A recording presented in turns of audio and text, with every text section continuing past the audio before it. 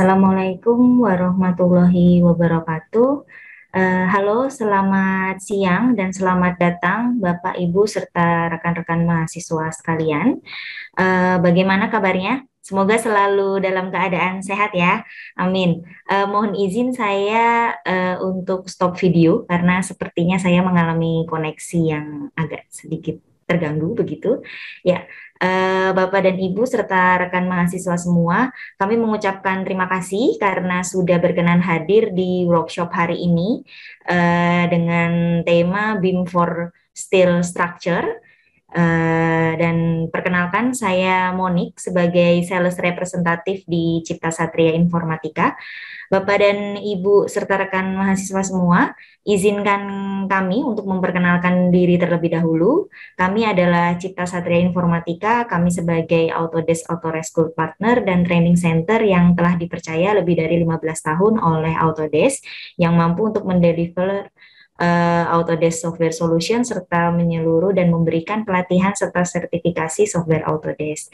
Dan kami juga menyediakan jasa begitu untuk adopsi BIM, pemindahan 3D, virtual reality dan membantu dalam pembelian atau penyewaan engineering hardware. Baik, untuk materi workshop hari ini akan disampaikan oleh application engineer kami.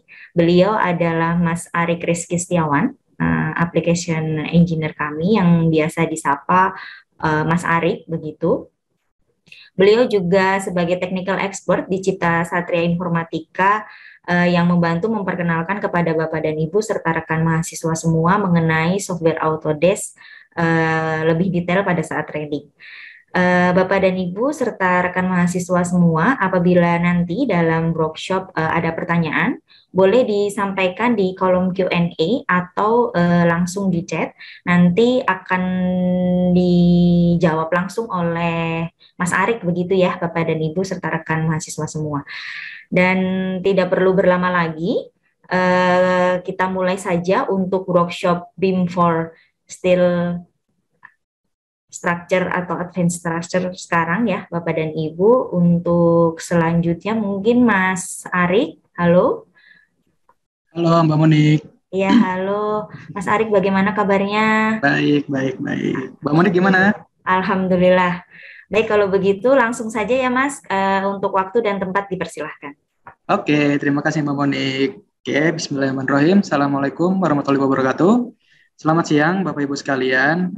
Terima kasih sudah menyempatkan waktunya untuk mengikuti sesi workshop series kali ini yang bertemakan BIM for Steel Structure di Revit.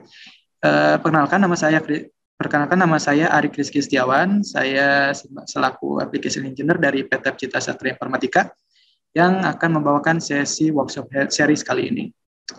Di sesi BIM for Steel Structure kali ini kita akan coba membahas bagaimana sih cara modeling di dalam Revit, khususnya dalam rangka baja, kita mulai dari pemasangan kolom baja, balok baja, connection-nya, lalu memasangkan gordin, memasangkan bracing, dan lain sebagainya.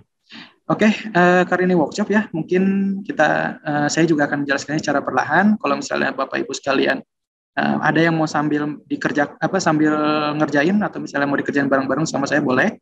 Saya akan memberikan waktu untuk mengikuti. Oke, silakan dibuka dulu aja ya untuk Revit-nya.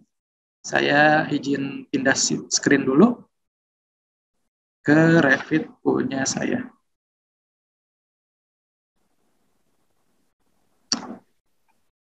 Oke, ini sudah terlihat ya tampilannya. Nah, ini adalah mungkin dari Bapak Ibu sekalian yang belum familiar dengan Revit, jadi saya akan menjelaskan sedikit ya.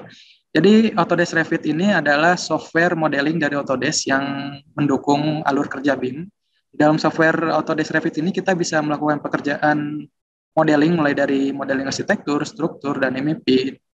Kita bisa melakukan secara langsung di sini dengan berbagai family yang disediakan oleh Revit.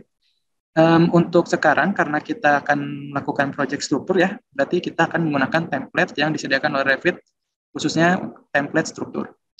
Oke, sebelum saya mulai, semisal ada pertanyaan dalam workshop kali ini, atau misalnya ada yang masih bingung mengenai Revit-nya, silakan bisa ditanyakan langsung di kolom Q&A atau di kolom chat ya. Nanti saya akan coba bantu jawab. Gitu. Oke, saya buka dulu template baru. Jadi dalam Revit ini untuk pekerjaan multidisiplinnya dibagi beberapa template ya. Jadi untuk arsitek dia punya template sendiri, lalu struktur dia punya template sendiri, dan begitu pun juga dengan MEP. Nah, untuk sekarang kita masih main di template struktur. Cara bukanya, jadi di sini ada dua ya, ada model, ada family. Jadi kalau model ini, saya akan coba jelaskan sedikit. Jadi kalau model ini di dalam Revit adalah gabungan dari objek-objek yang disatukan sehingga bisa terlihat seperti bangunan atau model. Lalu kalau family itu dia lebih ke objek-objek satuan ya seperti dinding, lalu misalnya pintu, lalu misalnya jendela dan meja dan lain sebagainya. Oke, saya akan coba buka dulu untuk modelnya. Berarti kita buat new baru di sini. Saya pilih new. Nah, lalu untuk di Revit ini, dia punya dua tipe satuan. Satuan imperial dan satuan metrik.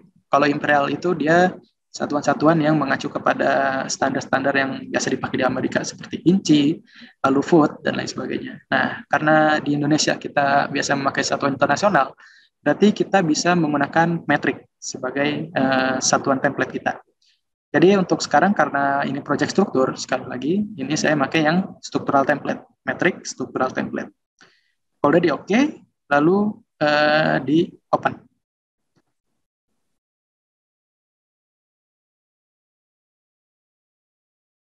Oke, sudah terbuka semua. Kalau udah, saya akan coba membuat level dan grid dulu. Kenapa? Karena untuk biasanya ya, kalau misalnya kerja BIM atau di Revit umumnya, kita biasanya mengatur dulu nih, setinggi apa sih bangunan kita yang akan dibuat, lalu untuk garis asnya mau seperti apa sih, nah, seperti itu. Oke, untuk membuat level, kita harus masuk ke structure. Di sini ada beberapa ini ya, ada beberapa pilihan ribbon atau tab. Jadi untuk di Revit ini, untuk setiap disiplinnya dibagi-bagi untuk tabnya. Jadi untuk arsitektur dia ada sendiri khusus. Jadi yang ada di template di tab arsitektur ini dia isikan komponen-komponen yang hanya yang bersifat non struktural. Jadi dia nggak bersifat menahan beban dari sebuah bangunan. Begitupun dengan structure, nah ini struktur pasti ya dia menahan beban dan komponen-komponen untuk strukturnya. Lalu ada steel, precast, lalu untuk ada sistem juga ada di sini. Oke, kita dibuat di structure. Kita buka dulu tab structure-nya, lalu di sebelah sini ada project browser. Jadi di sini ada properties, ada project browser. Nah, jadi singkat aja, kalau misalnya properties ini, dia fungsinya untuk menampilkan informasi-informasi mengenai objek yang kita pilih di Revit. Misalnya, saya misalnya memilih suatu kolom, nanti informasi mengenai kolom tersebut akan dimunculkan di sini. Lalu ada project browser. Project browser ini fungsinya buat memunculkan beberapa view yang tersedia di model kita. Contoh itu floor plan, misalnya 3D view, lalu tampak elevasi, samping, depan, kiri, kanan. Ini kita bisa temukan di project browser. Nah, jadi sebelum kita buat level, kita harus masuk dulu ke IS. Kenapa? Karena kalau misalnya kita langsung buka di floor plan, dia ke gray out. Yang menandakan kalau misalnya bikin level itu kita harus dari tampak sampingnya. Oke, kita buka tampak samping bebas mulai dari east, north, south, west, itu boleh. Saya akan coba buka yang di east. Nah, ini adalah tampilan untuk mengubah atau mengatur level yang akan kita buat. Contoh, untuk di Revit ada beberapa cara untuk menambahkan level. Caranya kita bisa klik di sini, di structure. Nah, bisa lihat ya, untuk levelnya dia baru bisa dipilih. Sebagai catatan, kalau misalnya mau buat level, kita harus masuk ke tampak elevasi dulu, baru dia akan aktif. Saya akan buat level satu tambahan di atas ini. Kita akan coba buat bangunan setinggi 5 meter dengan model pelana ya. Oke, kita buat dulu di sini. Saya masukin level. Lalu untuk tingginya, jadi bisa dilihat ya ada beberapa contoh di sini. Ada contoh level. Nah, lalu di sini ada beberapa pilihan untuk mengenai ini placement si levelnya. Contoh, misalnya saya pilih di line ini, berarti kita untuk placement levelnya dia akan menarik garis seperti ini. Kayak gini. Misalnya saya mau bikin ketinggian, nah di sebelah kiri bisa dilihat ya ada dimension, ini namanya temporary dimension. Jadi garis garis dimensi bantu untuk mengetahui setinggi apa sih level yang akan kita buat. Contoh, ini untuk ketinggiannya dari level 2, kalau misalnya saya pilih di sini, berarti ketinggian ada di 2 meter. Kalau misalnya saya klik kiri, lalu saya arahin ke samping, nanti dia akan menggenerate si levelnya. Kayak gitu. Lalu andaikan kita misalnya udah placement nih levelnya. Misalnya kita mau rubah, oh saya mau rubah level 2 saya ketinggiannya menjadi 4 meter mungkin. Ini bisa caranya, tinggal diklik aja level 2-nya. Misalnya saya klik level 2, lalu saya arahkan bebas entah itu di sini, lalu di sini. Nah, bedanya kalau misalnya mau kita rubah di sini, berarti kita merubah jarak dari level 1 ke level 2-nya. Misalnya saya mau jarak level 1 lantai dasar ke lantai 2 itu setinggi 4 meter, berarti kita bisa tulis di sini. Lalu bedanya kalau yang ini, kita harus tentukan dulu titik puncaknya dia ada di mana. Misalnya, kalau saya mau naikin ketinggian di 4 meter, berarti entah itu mau selisih 5 meter atau 4 meter, kita bisa atur di sini. Jadi kalau ini dia jaraknya, kalau ini dia titik puncaknya, kayak gitu. Contoh, saya misalnya mau rubah ketinggian dari level 1 ke level 2 itu jaraknya jangan terlalu dekat, anggaplah kita 4 meter. Nah, nanti bisa dilihat ya, dia berubah. Nah, bisa dilihat ini 4 meter, dia level 2 4 meter, level 3 dia 5 meter. Berarti titik puncaknya dia di 5.000 atau 5 meter. Kalau misalnya kita lihat jarak dari level 2 ke level 3 dia 1 meter. Nah, ini yang kita mau pakai. Jadi jarak level 1 dia 0, jarak level 2 dia 4 meter, lalu jarak dari level 2 ke level 3 itu dia 1 meter aja. Kan ini buat kemiringan si ininya, si rafternya. Oke, silakan dibuat dulu. Oh ya, sekali lagi kalau misalnya ada pertanyaan mengenai materi yang saya sampaikan, silakan ditanyakan langsung saja ya via kolom chat.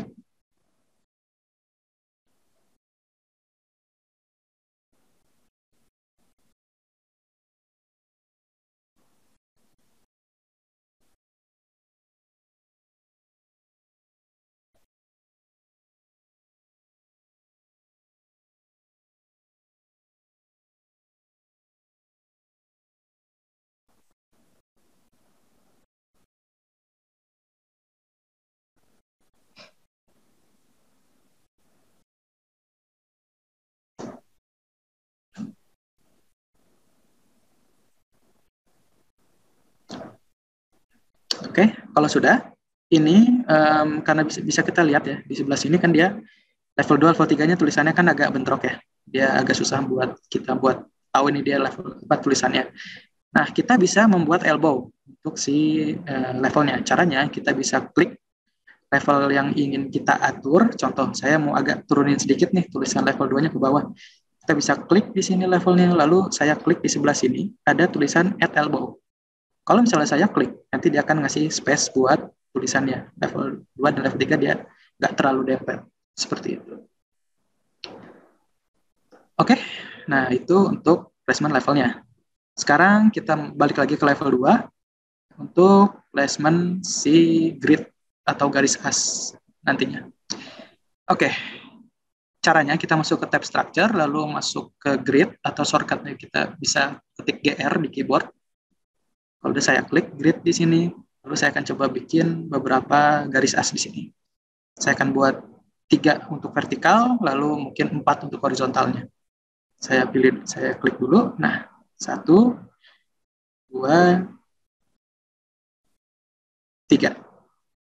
Nah, untuk placement objek di Revit itu jangan khawatir, jangan terlalu terpaku untuk mengatur dimensinya, karena itu kita bisa lakukan nanti. Contoh, misalnya ini kan jaraknya saya mau bikin 4 meter, dan secara dari awal saya placementnya emang agak berantakan kayak gini. Jadi nggak apa-apa, misalnya mau bikin grid 4 vertikal atau 5 vertikal itu bebas. Kita bisa pilih dengan jarak yang belum kita atur. Nantinya kalau misalnya udah, tinggal kita atur di temporary dimension di sini. Contoh, ini kan untuk dimensionnya dia 8, 7 ya. Sini 8 meter, sini 7 meter. Andaikan saya mau bikin ini 4 meter ke 4 meter. Nah, ini caranya mudah, kita bisa klik aja langsung. Misalnya saya mau geser ini biar ya ngedempet ke grid satunya. Nanti kita pilih dulu grid 2-nya di sini. Saya klik grid 2-nya di sini. Lalu di sini ada temporary dimension. Ini bisa saya klik, lalu saya atur. Nah, untuk jaraknya berapa sih yang mau saya inginkan. Misalnya saya mau setengah dari ini lah, yaitu 4 meter. Nah, nanti dia akan otomatis mengikuti. Nah, kalau misalnya mau bikin ini, grid ini kegeser ke sini, kita harus klik dulu grid 3-nya. Kenapa? Kalau misalnya nggak kita klik di 3-nya sini, nanti misalnya saya pilih 4 meter, nanti dia akan ketarik. Kayak gitu. Jadi pastikan kalau misalnya kita mau merubah ukurannya si grid, kita klik dulu misalnya di mana yang mau dirubah. Ini kan objek grid 2 ya, berarti yang tergeser nantinya grid 2. Nanti kalau misalnya mau merubah jarak dari grid 3-nya, kita harus klik dulu grid 3-nya, lalu kita rubah dulu. Lalu kita bisa rubah untuk jaraknya. Misalnya mau dibikin 4 meter juga. Oke, kalau udah saya akan coba bikin grid yang horizontalnya. Saya klik grid lagi, lalu saya placement di sini. Nah, oke, nah bisa dilihat ya, untuk grid vertikal dan horizontal rencananya saya mau merubah ini menjadi alfabetikal dan numerikal. Caranya kita bisa klik objek yang ada di sini, lalu karena ini kan, nah kalau Revit kan dia kalau misalnya kita udah masukin parameter misalnya mau numerikal, berarti kalau misalnya saya start di 1, nanti grid selanjutnya akan lanjut ke 2, 3, 4, dan seterusnya. Kalau misalnya kita mau rubah ke alfabetikal, berarti dari awal kita harus rubah dulu nih si penamaan gridnya. Contoh, misalnya ini, saya mau rubah jadi alfabetikal dengan cara kita klik gridnya, kita bisa rubah di sini, atau bisa di sini. Nah, itu bebas sama aja. Untuk sekarang saya akan rubah di sini, saya klik, name-nya menjadi alfabetikal A, letter A, kayak gini. Lalu misalnya saya pilih grid lagi, nanti dia akan ikutin penomoran sebelumnya. Misalnya dari jadi B, C, D, dan E. Kayak gitu. Nah, jadi seperti itu. Kalau misalnya mau buat grid ya, saya ulang. Kita bisa atur dulu untuk numerikalnya berapa, lalu alfabetikal gimana, lalu tinggal kita bisa atur. Kalau misalnya mau ini nurus A, B, C, D, E, dan seterusnya, berarti dari awal kita harus atur dulu nih di A. Karena kalau misalnya kita aturnya belakangan, nanti dia nggak akan ngikutin. Kayak gitu. Oke, untuk jarak grid horizontalnya, saya akan atur ini ke 3 meter. Untuk tiap ininya. Ini oke. Untuk ini oke ya, udah 3 meter, lalu ini udah 3 meter, lalu saya klik di C, dia 3,4, ini harus saya atur. Saya turunin jadi 3 meter. Itu pun sama, yang D juga saya turunin ke 3 meter. Yang ini juga sama, kita turunin ke 3 meter semuanya. Nah, oke, sudah. Kalau udah, ini kan bisa dilihat ya, untuk sisa gridnya dia agak berantakan, ada yang panjang banget, ada yang harus disesuaikan lah untuk panjangnya. Nah, caranya kita bisa klik salah satu grid, boleh itu grid 1, 2, 3, misalnya saya mau pendekin nih dari grid ini biar agak mepet ke sini. Caranya kita bisa klik misalnya grid 3, lalu di sebelah sini ada lingkaran bubble. Lingkaran bubble ini fungsinya buat ngatur kepanjangan dari si gridnya. Contoh misalnya saya klik di sini, nanti semuanya akan ikut ketarik, jadi akan menyesuaikan. Tapi kalau misalnya kita lihat di sini kan ada logo gembok nih.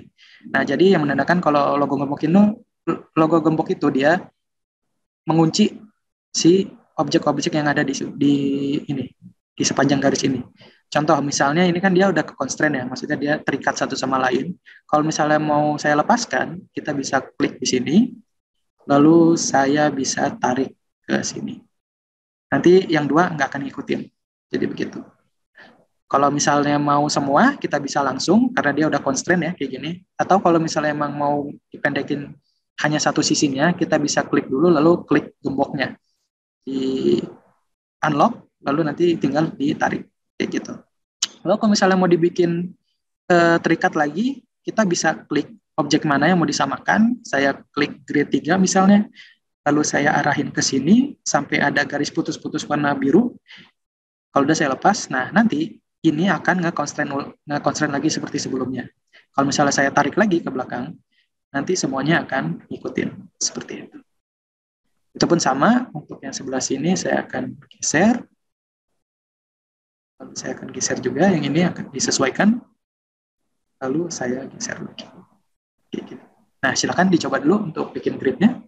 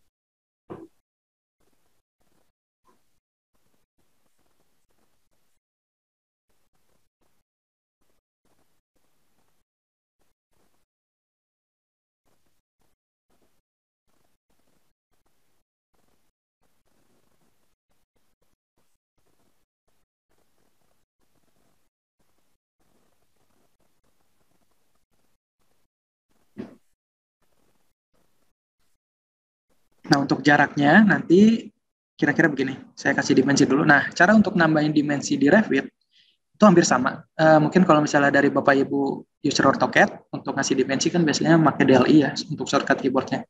Nah, kalau di Revit itu dia shortcut keyboardnya DI. Atau bisa kita masuk ke Annotate, lalu kita pilih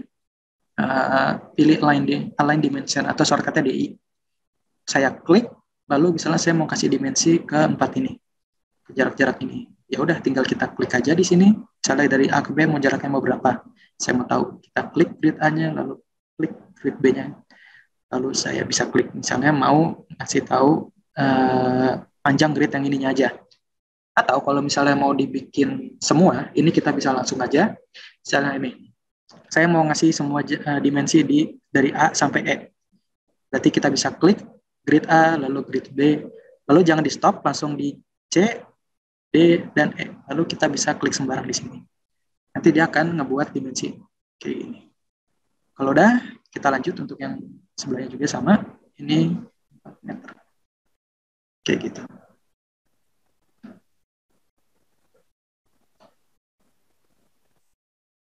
Oh, ada salam nih dari Pak M. Asmudi Jatuh.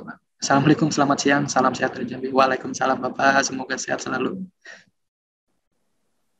Semoga bisa mengikuti ya Pak untuk materinya. Kalau misalnya ada yang mau tanyakan, boleh langsung ditanyakan. Nanti saya akan coba bantu jawab.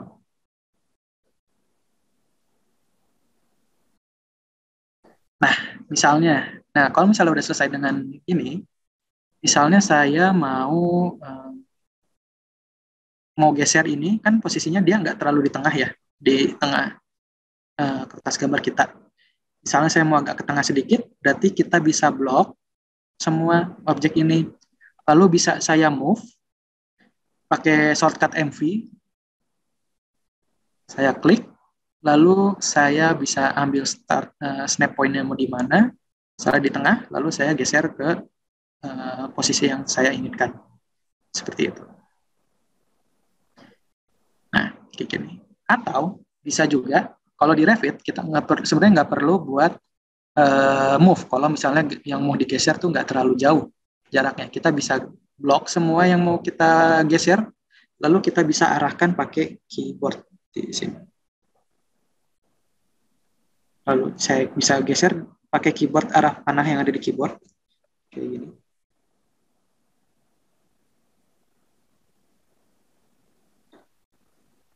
Share terus. Nah, kayak gini. Nah, jadi untuk pemindahan objek di Revit lebih fleksibel, agak fleksibel ya. Kita bisa pakai move, command move seperti software drawing pada umumnya, atau kita juga bisa langsung geser pakai arrow key yang ada di keyboard seperti itu. Nah, kalau udah, kita bisa langsung masukin objek yang mau kita taruh di sini. Rencananya saya akan taruh kolom dulu di sisi grid E sini, di grid E ini, berarti kita masuk ke level 1 dulu. Rencananya saya mau bikin kolom setinggi dari level 1 ke level 2. Masuk ke level 1, nah ini perlu diingat ya, kalau misalnya mau naruh objek di Revit, khususnya untuk template arsitektur atau struktur, itu settingannya beda-beda. Contoh, misalnya saya pilih kolom di sini untuk placement kolom, struktural kolom, oke. Untuk ini UC, oke, boleh. Ya, kita pakai yang UC 305. Nah, untuk placement objek di template struktur itu beda dengan arsitektur. Bedanya apa? Jadi, kalau di arsitektur, di sebelah sini kan ada placement metodenya gimana dia. Ada height, ada depth. Jadi kalau di struktur itu secara default dia akan di set ke depth. Jadi objek yang akan Bapak placement itu dia akan ngarahinnya ke bawah. Jadi dari atas ke bawah. Sebaliknya kalau misalnya height itu dia dari bawah ke atas. Misalnya saya posisinya ada di level 1. Nanti kalau misalnya saya klik di sini, nanti kolomnya akan turun ke bawah, nggak ke atas karena dia settingannya ke depth. Kalau misalnya kita mau naikin ke atas, seperti yang saya pengen, saya mau kolom ini dari level 1 ke level 2. Berarti ini saya harus atur dulu ke height. Seperti itu. Lalu di sini ada uncon level 1, level 2, level 3. Uncon itu, atau kita bisa, atau kepanjangannya unconnected, itu maksudnya kolomnya nggak terikat ke level yang kita buat. Misalnya saya mau bikin kolom yang ukurannya nggak pas, misalnya ukuran 3,8, entah itu 4,7 atau 2,9, itu kita bisa atur di sini. Kan level yang kita buat sebelumnya kan 4 meter ya, dari level 1 ke level 2. Nah, kalau misalnya saya set ke level 2, nanti tingginya akan otomatis 4 meter. Tapi kalau misalnya saya set kan connected, kita bisa atur nih ketinggiannya mau berapa.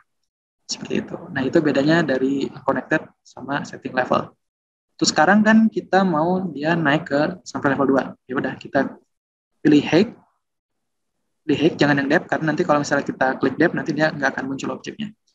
Height, lalu pilih level 2. Lalu untuk placement ya, kita bisa langsung arahin aja ke sini. Boleh bebas ke sini, atau ke sini, atau ke sini. Nah, bisa dilihat ya, orientasi kolom di sini kan dia posisinya tegak lurus ya, vertikal. Kalau misalnya mau dibikin horizontal atau miring, kita bisa langsung pencet spasi yang ada di keyboard. Yang ada di keyboard ya, ada tombol spasi, itu bisa ditekan sekali, nanti dia akan merubah orientasi si kolomnya. Seperti itu. Jadi tergantung kebutuhan, kalau misalnya mau posisinya gimana, tinggal kita atur menggunakan space. Untuk sekarang saya akan atur dia posisinya horizontal seperti ini. Kalau udah, nanti saya placement di sini 1, lalu di sini 1. Kayak gitu. Nah, lalu ada juga untuk komennya, ada add grid dan add column. Jadi kalau add grid itu dia bisa ngatur grid mana aja sih yang mau kita taruh ini si kolomnya. Contoh, misalnya saya mau taruh di grid CD23 di 4 ini. Berarti kita bisa pilih add grid, lalu saya pilih dulu nih grid mana yang mau dimasukkan. Contoh, tadi kan saya bilang ini saya mau taruh di sini. Di 4 ini berarti dia di 23 CD. Berarti saya pilih dulu gridnya dengan cara di blok grid CD-nya kayak gini. Lalu saya perlu pilih grid 2 dan 3-nya juga. Nah, kalau misalnya mau nambahin selection yang sudah ada, kita bisa tahan tombol kontrol yang ada di keyboard.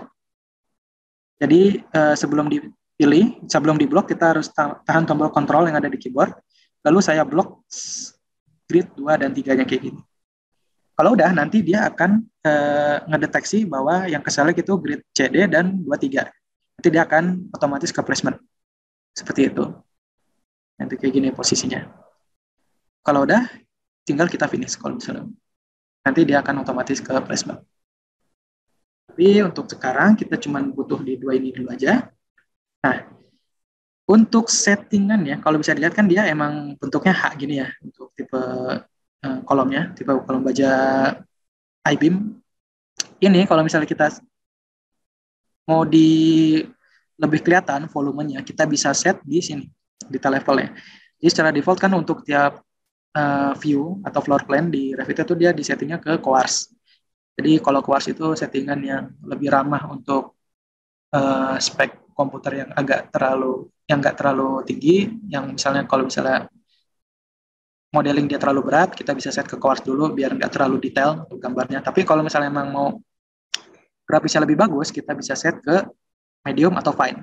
Saya biasa main ke fine. Kalau udah bisa lihat ya perbedaannya. Kalau medium dia ini saya set ke medium, dia ada volume dari besinya, meskipun nggak di sebelah sini nggak terlalu nge-fillet. Tapi kalau misalnya saya set ke fine, nah nanti untuk belokan-belokannya dia lebih lebih akurat seperti itu.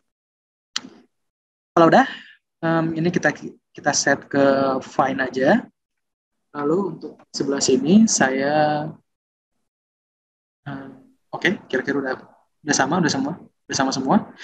Kalau udah, ini saya mau blok aja ke atas ini. Caranya saya blok dari sini ke sini. Lalu saya pilih copy yang ada di sini. Atau shortcutnya CO.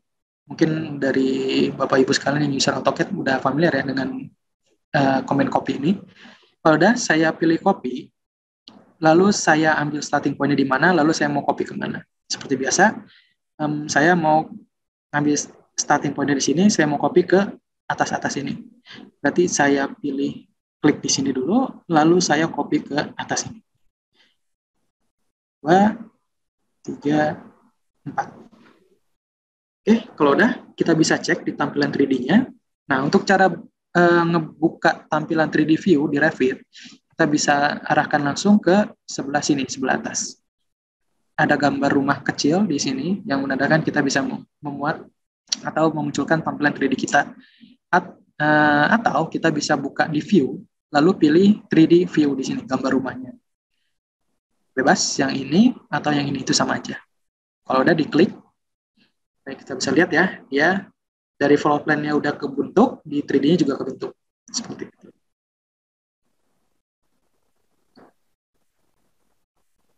Nah, ini tampilan untuk kolom baja yang sudah kita placement. Ini settingannya saya bikin fine dulu, lalu untuk analytical modelnya karena kita nggak terlalu butuh ya, karena dia fokusnya ke modeling saja, berarti kita matiin dulu analytical modelnya. Lalu untuk settingan grafiknya, jadi di Revit juga tampilan 3D-nya bisa bermacam-macam ya Bapak Ibu. Yang sedang Bapak Ibu lihat ini tampilan wireframe. Jadi kalau wireframe itu kelihatan garis-garisnya. Begini. Tapi kalau misalnya ada beberapa pilihan, ada hidden line. Kalau hidden line itu dia kayak diarsir gitu untuk tampilan 3D-nya. Lalu ada shaded. Dia dikasih bayangan gitu untuk shaded. Lalu ada consistent color.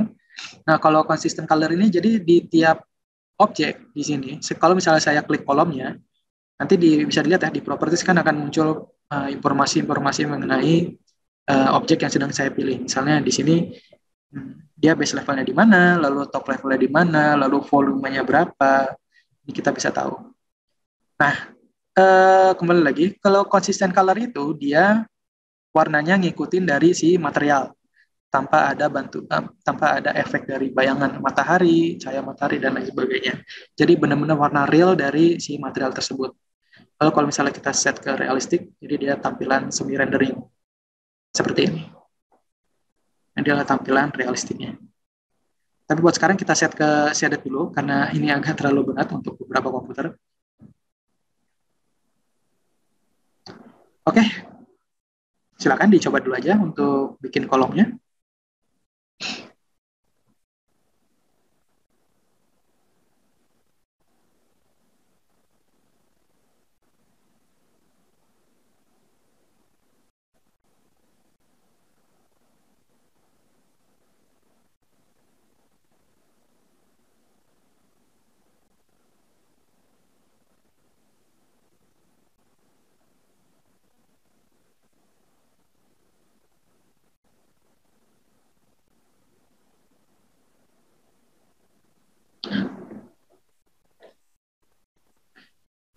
Oke, kalau misalnya udah kepilih semua kolomnya di sini, sudah ke placement, berarti kita bisa lanjut ke placement model kita selanjutnya yaitu slab. Caranya saya akan coba tambahin slab di sini. Berarti masuk ke level 1. Kita mau taruh di lantai dasar ya untuk slabnya. Nah, cara menambahin slab, kita bisa masuk ke structure, lalu pilih slab yang ada di sini. Saya pilih structure, lalu pilih slab. Kalau udah, saya pilih slabnya. Nah, untuk placement slab ini, kita harus atur dulu boundary line-nya. Boundary line itu apa sih? Jadi, boundary line itu dia eh, batas cakupan dari slab ini mau sampai mana. Contoh, misalnya saya mau bikin slab rectangular, kenapa saya pilih? Jadi ada beberapa pilihannya di sini. Kalau misalnya bentuknya rectangular, kita bisa langsung pilih si ininya, drawingnya, mau bikin rectangle, atau misalnya polygon, atau lingkaran, dan lain sebagainya, kita bisa pilih di sini. Berarti untuk sekarang kita pilih yang rectangle, karena ini bidangnya kotak sederhana ya, kita bisa buat slab secara cepat. Kita pilih rectangle di sini, lalu saya ambil dari ujung sini ke ujung sini. Nah, tapi sebelumnya, rencananya saya mau kasih offset lebihan sedikit di sisi-sisi keluarnya. Anggaplah saya mau kasih lebihan entah itu 50 cm atau 30 cm. Cara nambahinnya, kita bisa atur dulu offset yang ada di sini. Kalau misalnya di offset 0, kalau misalnya saya klik di sini, berarti dia posisinya ya ada di titik 0. Tapi kalau misalnya saya atur ini offsetnya misalnya 500 mungkin. Nanti kalau misalnya saya pilih klik di sini, nanti dia akan ngasih space atau jarak 500 ke luar atau ke dalam seperti itu. Oke, buat sekarang kita set ke 500, saya mau kasih jarak. 500 saya tarik di sini. Kalau udah di escape 2 kali, nah nanti gambarannya seperti inilah cakupan si slab yang akan kita buat. Kalau udah, saya finish. Nah nanti kita cek di 3D-nya. Nah nanti seperti inilah slab yang telah dibuat. Kayak gini. Ini slab beton ya. Kalau misalnya kita klik, nanti ada beberapa informasi mengenai slab yang kita buat. Contoh, ini untuk cakupan areanya dia ada di 123,8 meter persegi, lalu volume total dari ininya, dia ada 18 meter, ada 18 meter, 18,5 meter kubik untuk si materialnya, seperti itu. Silakan dicoba dibuat dulu untuk si slabnya. Nanti untuk selanjutnya kita akan coba placement si baloknya di sebelah sini.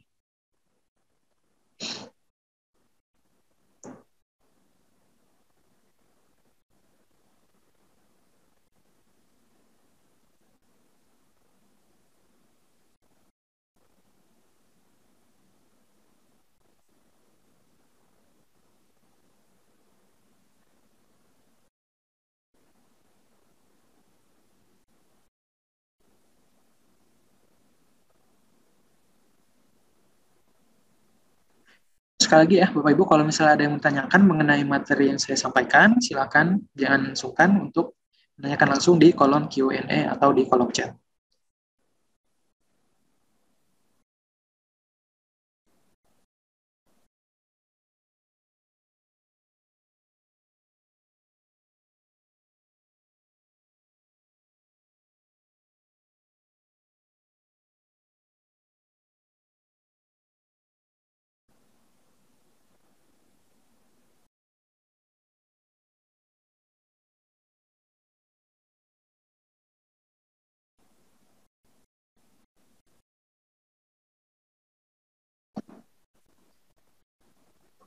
Oke, nah itu tadi kita sudah placement slab ya, slab, kolom, lalu selanjutnya kita akan coba placement si balok di lantai 2.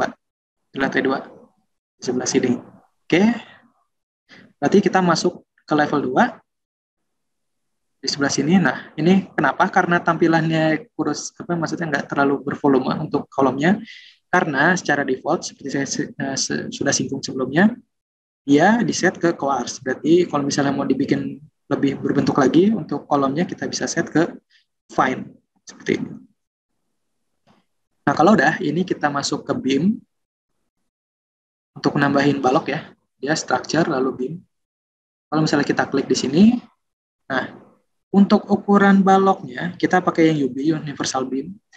Untuk ukuran baloknya dia kan 254 ya. Menurut saya ini masih terlalu besar karena rencananya saya memakai ukuran yang setengah dari ini, mungkin 150 atau berapa. Kita bisa load dulu family yang ada di dalam Revit. Caranya kita masuk ke structure, lalu beam, lalu kalau misalnya nggak nemu jenis profil balok yang kita inginkan, kita bisa load family di sini. Saya klik load family-nya, lalu saya pilih English. Nah, sebelum itu, kalau misalnya Bapak Ibu lagi coba-coba juga di rumah sambil mendengarkan, nah kalau misalnya masih di set English strip imperial, itu dirubah dulu jadi English. Kenapa? Takutnya nanti kalau misalnya kita lanjut placement imperial, nanti untuk ukurannya dia nggak sesuai. Takutnya nanti malah yang keluar malah ukurannya ukuran inci. Seperti itu. Jadi dipastikan untuk labersnya kita pilih yang English ya, jangan pakai embel-embel imperial. Kalau udah pilih US, lalu pilih di sini structural framing. Jadi structural framing itu yang menyangkut mengenai framing-framing atau rangka-rangka, yang khususnya seperti balok. Kalau kita pilih structural framing, lalu pilih steel, lalu di sini saya mau ambil si UB-nya, universal beam. Kalau udah di open, nah di sini ada beberapa ukuran mengenai kolom yang akan kita placement. Ini kita bisa pilih semua, lalu kita pilih OK, atau kalau misalnya emang cuma butuh satu, biar nggak terlalu berat modelnya, kita bisa langsung cari di sini. Contoh, ini saya mau pakai balok terkecil di sini. Nah, ini ada 152 nih. Ini kita bisa pakai karena ukurannya kan mungkin setengahnya dari kolom ya. Kita bisa klik, lalu pilih OK. Nah, ini jadi kalau misalnya muncul warning ini nggak apa-apa. Jadi kalau di Revit ini dia nggak ada auto save seperti di AutoCAD mungkin, misalnya Bapak Ibu pakai. Jadi dia karena nggak ada auto save, jadi si Revit ini ngakalinnya dengan cara reminder save. Jadi kalau misalnya secara default kan ini settingan remindernya dia 30 menit ya. Kalau misalnya dalam 30 menit Bapak Ibu nggak melakukan save, nanti akan muncul warning seperti ini. Kalau misalnya mau diatur, biar nggak terlalu sering munculnya, entah itu mau dibikin 45 menit, atau 1 jam, atau 2 jam, dan lain sebagainya, kita bisa pilih save the project and set reminder interval. Atau kalau misalnya emang nggak mau di-save, bisa aja di-set do not save and set reminder interval. Seperti itu. Untuk sekarang saya akan coba save dulu di sini. Nah, lalu kalau misalnya saya pilih option, di sini, nah kita bisa set nih, maksimum backup-annya berapa. Jadi ada di beberapa komputer yang di setnya maksimum tuh masih ke 20. Saya saranin untuk ganti ke entah itu 3 atau 2 atau 4 mungkin. Kenapa? Karena kalau misalnya di set ke 20 nanti Bapak Ibu sekalian kalau misalnya nge-save nanti dia akan ngebuat backup file sebanyak 20 model dan itu sangat memakan banyak memori. Jadi saran saya sebelum di-save, dicek dulu optionnya lalu kita set nih maksimumnya mau berapa untuk file backupnya. Kalau saya di set ketiga karena dia nggak terlalu banyak dan nggak terlalu dikit juga. Kalau udah di OK, lalu kita bisa kasih nama ini sebagai project workshop.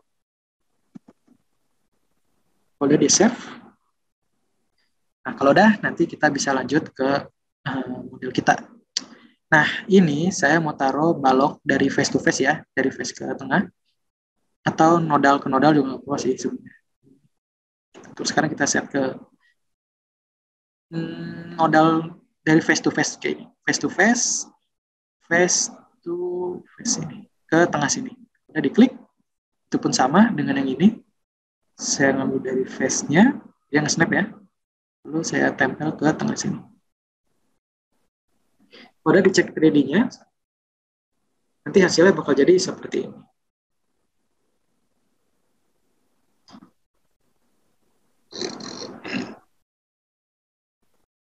Oke, kalau misalnya udah ini kan posisinya dia masih lurus ya. Rencananya saya mau ini menjadi miring di kedua sisinya. Ini posisinya agak offset ke atas, itu pun sama yang ini. Jadi dia kayak ngebentuk pelana.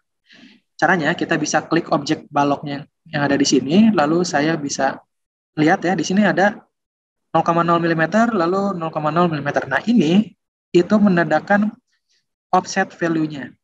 Ini berarti kalau di 0,0 itu berarti dia datar ya. Dia datar lalu di 0,0 berarti dia nggak miring. Kalau misalnya saya set di sini misalnya, saya mau di ujungnya tuh dinaikin 1 meter offsetnya. Nanti posisi baloknya dia akan naik ke atas seperti itu. Itu pun sama saya akan ulang untuk ini, saya blok ini, saya pilih, saya select baloknya, lalu di sebelah sini ada temporary dimension untuk ngebantu kita ngatur offsetnya, kita klik, lalu saya set ke 1000 seperti biasa. Nah kalau misalnya nabrak ini nggak apa-apa, karena saya akan coba jelaskan sedikit bagaimana cara dia buat si pelana ini menjadi meter, atau kita bisa langsung tambahin menjadi koneksi gitu. Tapi kalau misalnya gini nggak apa-apa, ini nanti kita bisa atur lagi. Nah, rencananya ini saya mau um, mungkin saya atur dulu ya ininya. Misalnya kita mau si pertemuan ini, si balok A, anggaplah ini balok A dan balok B ini menjadi meter atau lebih rapi lah untuk sambungannya. Kita bisa masuk ke steel. Nah, ini adalah steel ini kayak tab khusus buat baja ya di dalam Revit. Untuk fungsinya kita bisa buat plat, kita bisa buat baut. Bautnya bisa itu tipe baut, tipe angkur, atau kita buat lubang atau shear stud, kita bisa tambahin di sini. Lalu kita bisa tambahin lasan, lalu kita modify plat yang mau kita ini, atau baloknya kita mau dibikin cut, di skew, lalu di contour. Nah, ini parameter cut-nya, ini kita bakal main di sini. Untuk sambungannya dia mau di notch, atau meter, atau cut through, atau cut by, ini kita bisa atur. Nah, buat sekarang rencananya saya mau bikin ini menjadi meter, nah, biar dia ujung sama ujungnya agak rapi. Caranya kita klik dulu objeknya, klik 1, lalu klik 2, lalu kalau misalnya kita arahkan ke steel, lalu saya pilih meter, nanti dia akan ngebuat sambungan yang lebih rapi dari ini. Sebentar, lagi loading. Nah, nanti dia hasilnya bakal jadi kayak gini. Sebentar, nah kayak gini hasilnya. Bisa lihat ya, untuk sambungannya dia lebih rapi, seperti ini. Nah, ini untuk jenis meter. Untuk yang meter dia seperti ini. Tapi biasanya kan kalau misalnya di baja dia ada jenis sambungan khusus ya untuk yang ini. Dia nggak cuma gini doang, biasanya ada tambahan plat lagi, atau baut lagi, dan lain sebagainya. Nah, itu kita bisa tambahin di yang namanya connection.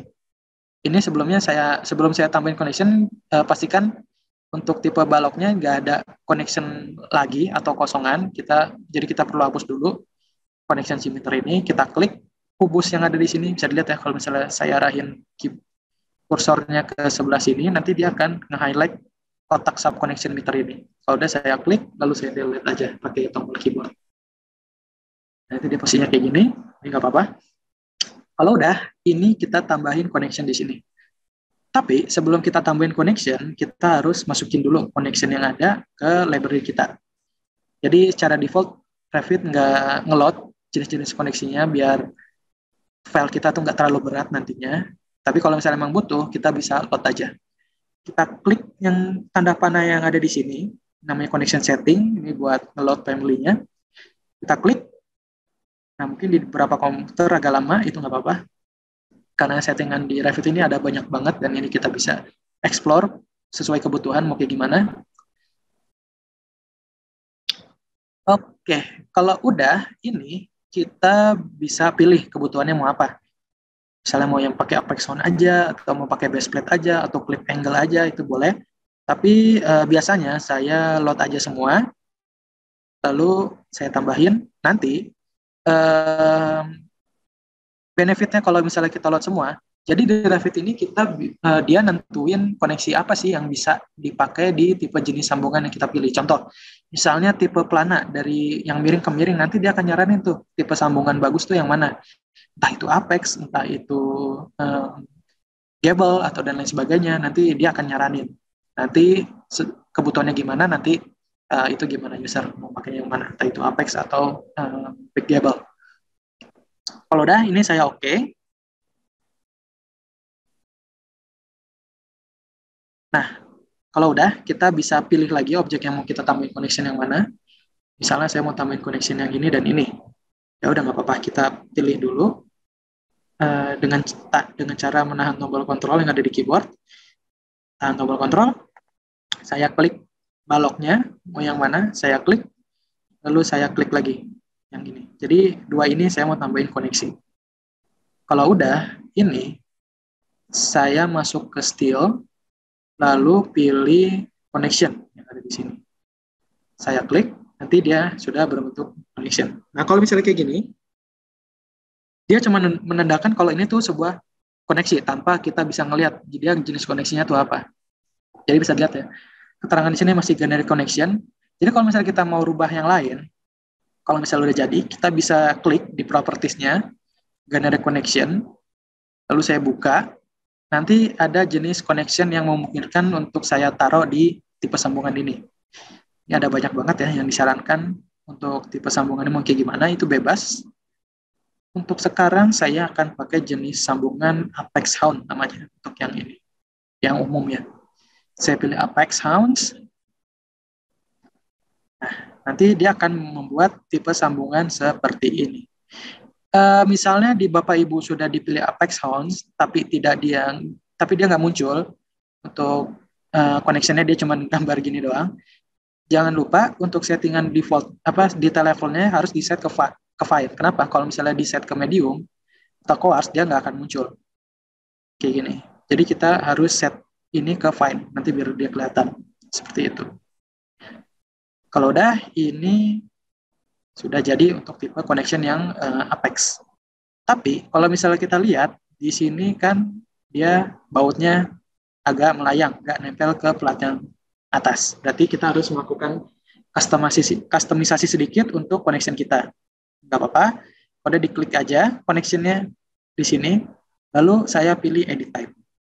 Lalu saya duplicate, misalnya Apex Hounds Workshop. Saya kasih nama workshop. Kenapa harus duplicate? Karena misalnya saya langsung rubah, takutnya nanti kan ini default ya. Takutnya sewaktu-waktu saya butuh, nantinya nggak ada lagi yang defaultnya. Jadi kalau misalnya saya pilih yang ini, jadi saya harus ngedit lagi, dan itu sangat memakan banyak waktu. Jadi saya saranin kalau misalnya emang mau merubah suatu objek di Revit, saya saranin di duplicate dulu, lalu kita atur. Kenapa? Biar dia ada dua jenis kayak gini, yang default sama yang custom kayak gitu. Kalau udah saya edit, modify parameter, nanti dia akan nge-load sebentar. Nah, ini adalah tampilan 3D-nya dari model kita. Ini kita zoom in biar kelihatan. Nah, ini adalah jenis sambungan yang kita buat tadi. Nah, bisa dilihat ya di sini kan settingannya banyak banget, dan kita mungkin dari Bapak Ibu sekalian juga mungkin nggak terlalu apal ya untuk ininya. Jangan khawatir, jadi untuk di Revit ini ada bantuannya. Contoh, untuk yang satu itu dia kan thickness ya. Ini kita bisa atur nih, parameter satu tuh yang mana sih? Nanti bisa dilihat di ilustrasi gambarnya. Settingan nomor satu tuh yang ini, satu. Oh, dia ngatur ketebalan si platnya, end platnya. Ya udah, berarti kita bisa atur di sini, misalnya mau dibikin lebih tebal, entah itu mungkin 15 mungkin. Nah, seperti ini. Lalu election tolerance itu nomor 2, yang mana sih? Oh, ini, jadi jarak erectionnya mau gimana? Biasanya kan kalau besi itu kan sifatnya memuai kalau kena panas. Nah, ini kalau misalnya kita mau atur, misalnya dia kasih jarak, jadi pas muai dia nggak tabrakan, nggak clash, kita bisa atur di sini. Misalnya saya mau kasih erection tolerance-nya 5 mili, misalnya. Seperti ini. Ini kita bisa tambahin. Lalu untuk sisanya, jangan khawatir ya, untuk bereksplorasi. Jadi, nggak cuma ditinggalin aja buat ngeditnya, tapi si Revit juga memberikan garis-garis bantu, misalnya mau merubah suatu parameter seperti itu. Untuk sebelah sini sepertinya sudah cukup karena saya butuh bikin ini lebih tebal dan dikasih erection tolerance. Sisanya udah aman ya, paling tinggal bautnya doang. Oke, kalau udah ini kita bisa lewatin. Nah, ini untuk Hans satu dia ngatur ininya ya, plat yang ini. Si plat yang ini. Nah, kalau saya klik same for both side, nanti sebelah sini dia nggak akan ngikutin. Kenapa? Karena dia bakal ngikutin settingan yang di Hans 1. Tapi kalau misalnya mau dibikin beda, kiri dan kanannya kita bisa matiin. Lalu di sebelah sini akan nyala untuk settingan seperti itu. Oke, kita langsung ke bolt aja ya, karena kita mau ngatur boltnya. Kita pilih bolt, lalu untuk diameter boltnya, saya mau pakai yang ukuran 16 aja, karena 20 juga terlalu besar. Saya pakai 16, lalu untuk bolt type-nya saya set ke SOX. Lalu bolt grade-nya mau dibikin berapa, kita bisa atur ya. 8,8 atau 4,6, kita bisa bebas pilih. Lalu di sini bolt assembly, dia gabungan boltnya mau gimana sih, tipe assembly-nya standar atau tapered atau W plus N. Nah, ini dia lebih ke kayak ini sih, kayak gini nih. saya set ke standar dia begini, tapi kalau tapered dia begini, tapered dia ada lebihannya sedikit, kayak dikasih ring, kayak gini. Nah, dia kalau misalnya standar dia nggak dikasih ringnya. Lalu kalau W plus WN dia dikasih lebihan ring di sebelah ujungnya, kayak gini. Oh enggak, maksud saya di kepalanya ini dia nggak ada ininya ya. Kalau standar dia kan baut biasa kayak gini. Tapered dia mungkin ada sedikit perubahan di dalamnya, tapi nggak terlalu kelihatan karena dia 3D kan. Lalu W plus WN berarti dia di ujung sama ujungnya dikasih kayak gini. Untuk sekarang saya pakai yang tipe standar. Oke, tipe standar juga boleh. Kita pakai tipe standar, lalu horizontal distance-nya. Nah, kalau horizontal itu dia yang set miringnya. Kalau bisa dilihat ya, dia terlalu, kalau misalnya saya lihat ini dia terlalu ngegeser ke kiri, agak keluar ya. Saya maunya agak ke tengah, berarti saya atur di horizontal distance-nya. Saya kecilin. Kalau misalnya saya naikin ke 70, nanti dia gesernya makin ke kiri. Berarti kalau dia mau agak digeser ke kanan, kita set misalnya 50 mungkin. Nah, 50 oke. Oke, berarti tinggal kita atur baut yang vertikalnya. Jadi masuk ke bolt group. Nah, ini kan nggak ada ya untuk settingan baut vertikal masuknya ke bolt group. Nah, ini kita bisa atur. Untuk start distance-nya untuk grup 1 yang ini ya. Grup 2 tuh yang ini. Kalau grup 1 saya set misalnya 50 100. Nah, 50 start distance-nya oke. Untuk intermediate distance-nya paling saya atur sedikit nih. Saya kecilin ke 75 mungkin.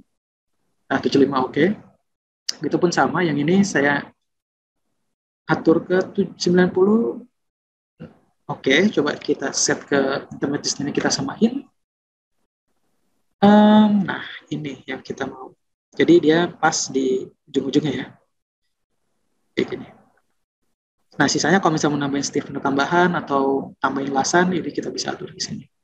Tapi buat sekarang settingannya kira-kira udah cukup. Kalau udah di oke. Lalu saya oke lagi. Kayak gitu. Nanti bisa dilihat ya perubahannya. Nanti dia akan otomatis kan lihat seperti itu. Nah, silakan dicoba dulu aja. Kalau misalnya mau coba-coba.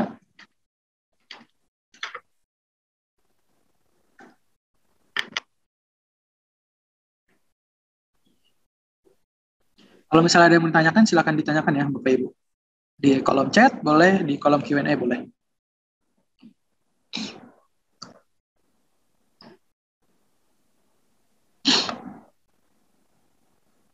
Nanti kita akan coba tambahin jenis sambungan di sebelah sini.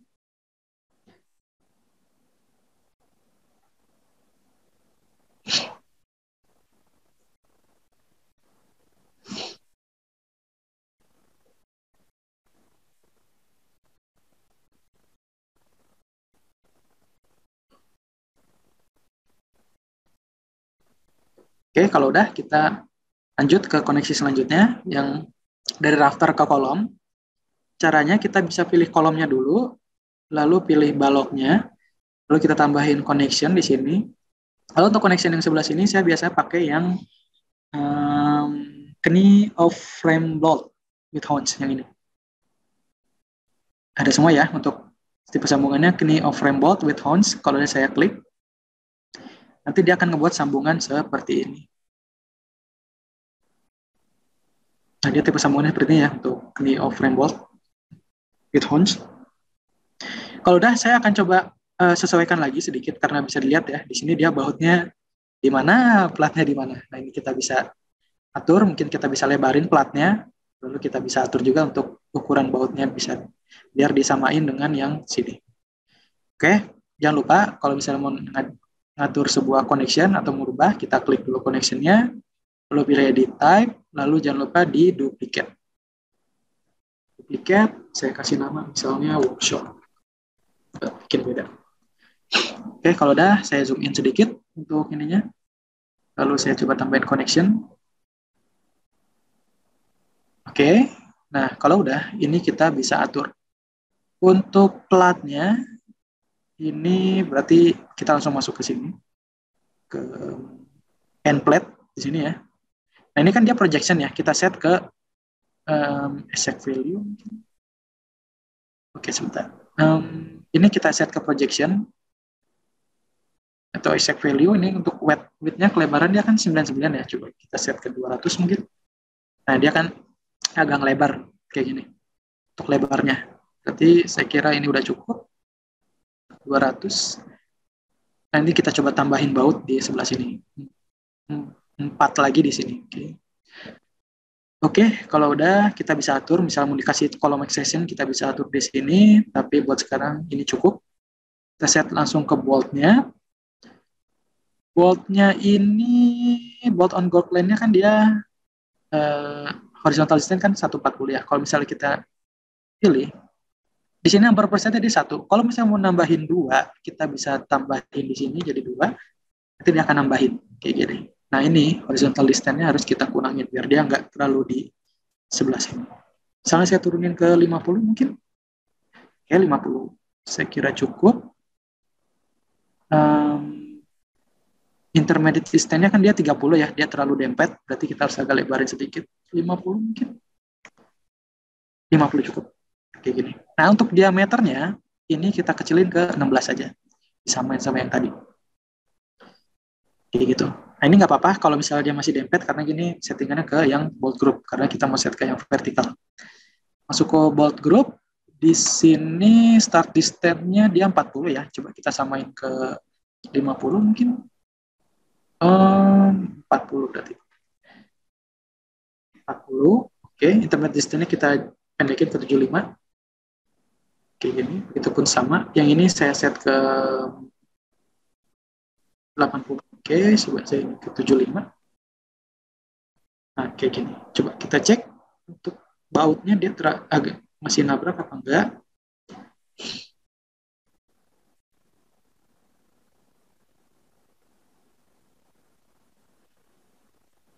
Oke, saya kira udah cukup untuk yang ini. Oke, udah cukup ya kira-kira. Atau kalau misalnya mau dibikin lebih pendek lagi juga bisa. Ini misalnya agak terlalu renggang, saya bisa set ke 70 mungkin. Atas 70, bawah 70. Biar dia sama. Oke, saya kira udah cukup untuk yang ininya. Ya udah pas. Kiri kanannya udah pas. Kalau udah, kita bisa langsung oke aja. Oke. Lalu oke. Nanti dia akan tunggu sebentar untuk perubahannya. Nanti dia akan berubah. Seperti ini. Nah, kayak gini untuk connection-nya.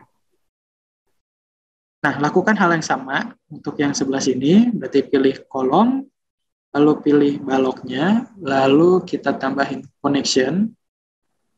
Lalu di sini kita set ke knee of frame bolt with horns. Nah, karena tadi saya sudah edit sebelumnya, jadi kita nggak perlu edit-edit lagi. Dan ini tinggal kita masukkannya nih ke yang sudah custom.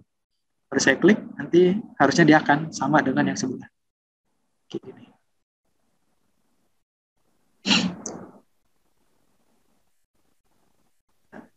Nah, kalau udah, ini saya coba tambahin lagi ya untuk yang sebelah bawahnya. Nah, biasanya kan kalau yang bawah ini dia kan, kalau misalnya nempel ke pedestal, biasanya pakai base plate. Nah, kita bisa atur ini jadi base plate. Caranya kita pilih kolomnya dulu, lalu si slabnya, lalu saya kasih connection. Di sini saya pilih sambungan base plate.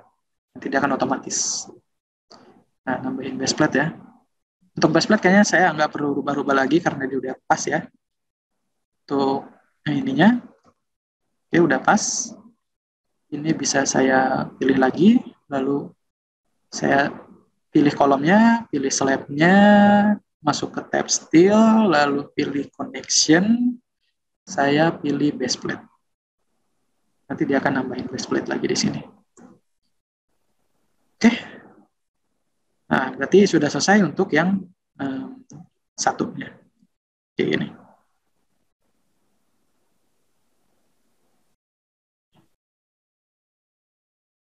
Kalau udah, ini bisa saya sebenarnya bisa, kalau misalnya emang mau dilakuin satu-satu, bisa aja. Jadi nanti tinggal ditambahin balok lagi, lalu dibikin miring lagi, lalu dikasih connection, lalu dikasih connection sebelah sini, sini, sini, sini, dan begitu sebaliknya.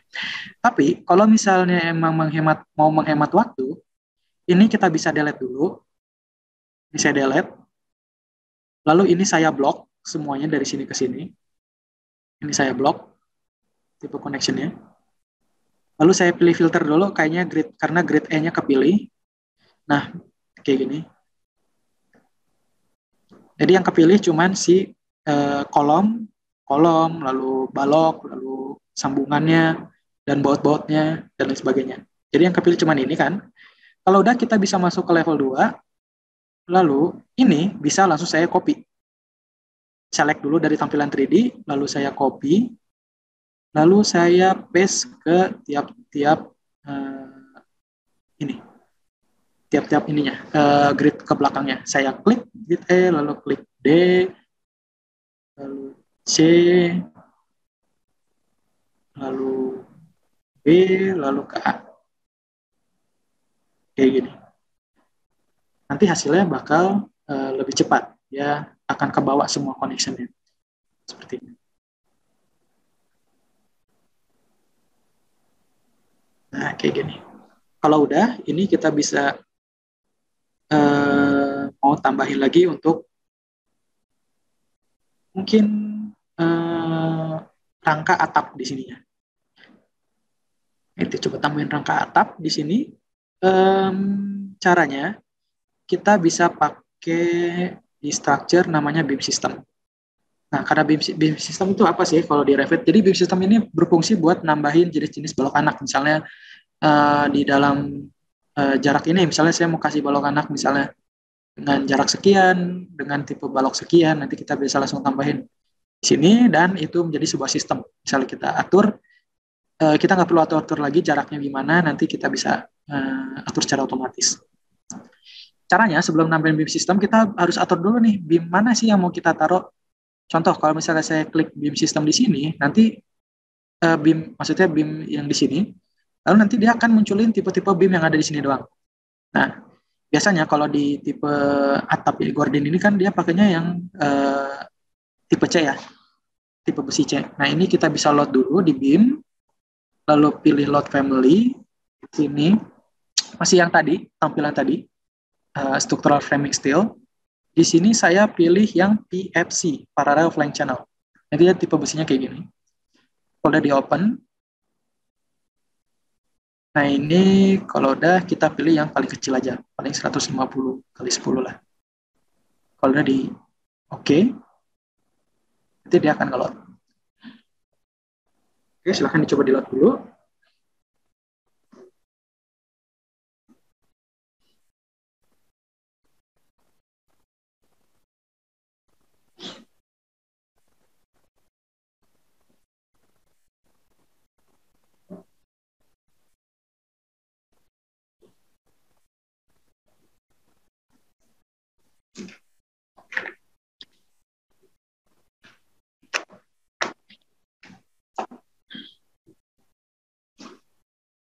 Kalau misalnya mau tanyakan mengenai materi yang saya sampaikan, boleh langsung ditanyakan ya Bapak Ibu.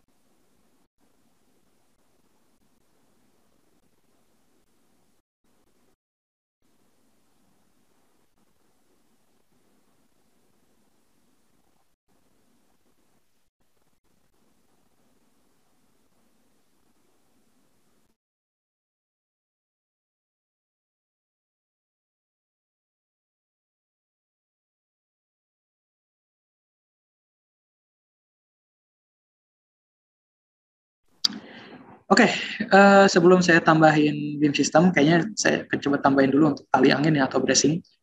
Caranya kita bisa masuk ke brace yang ada di sini, structure lalu bracing.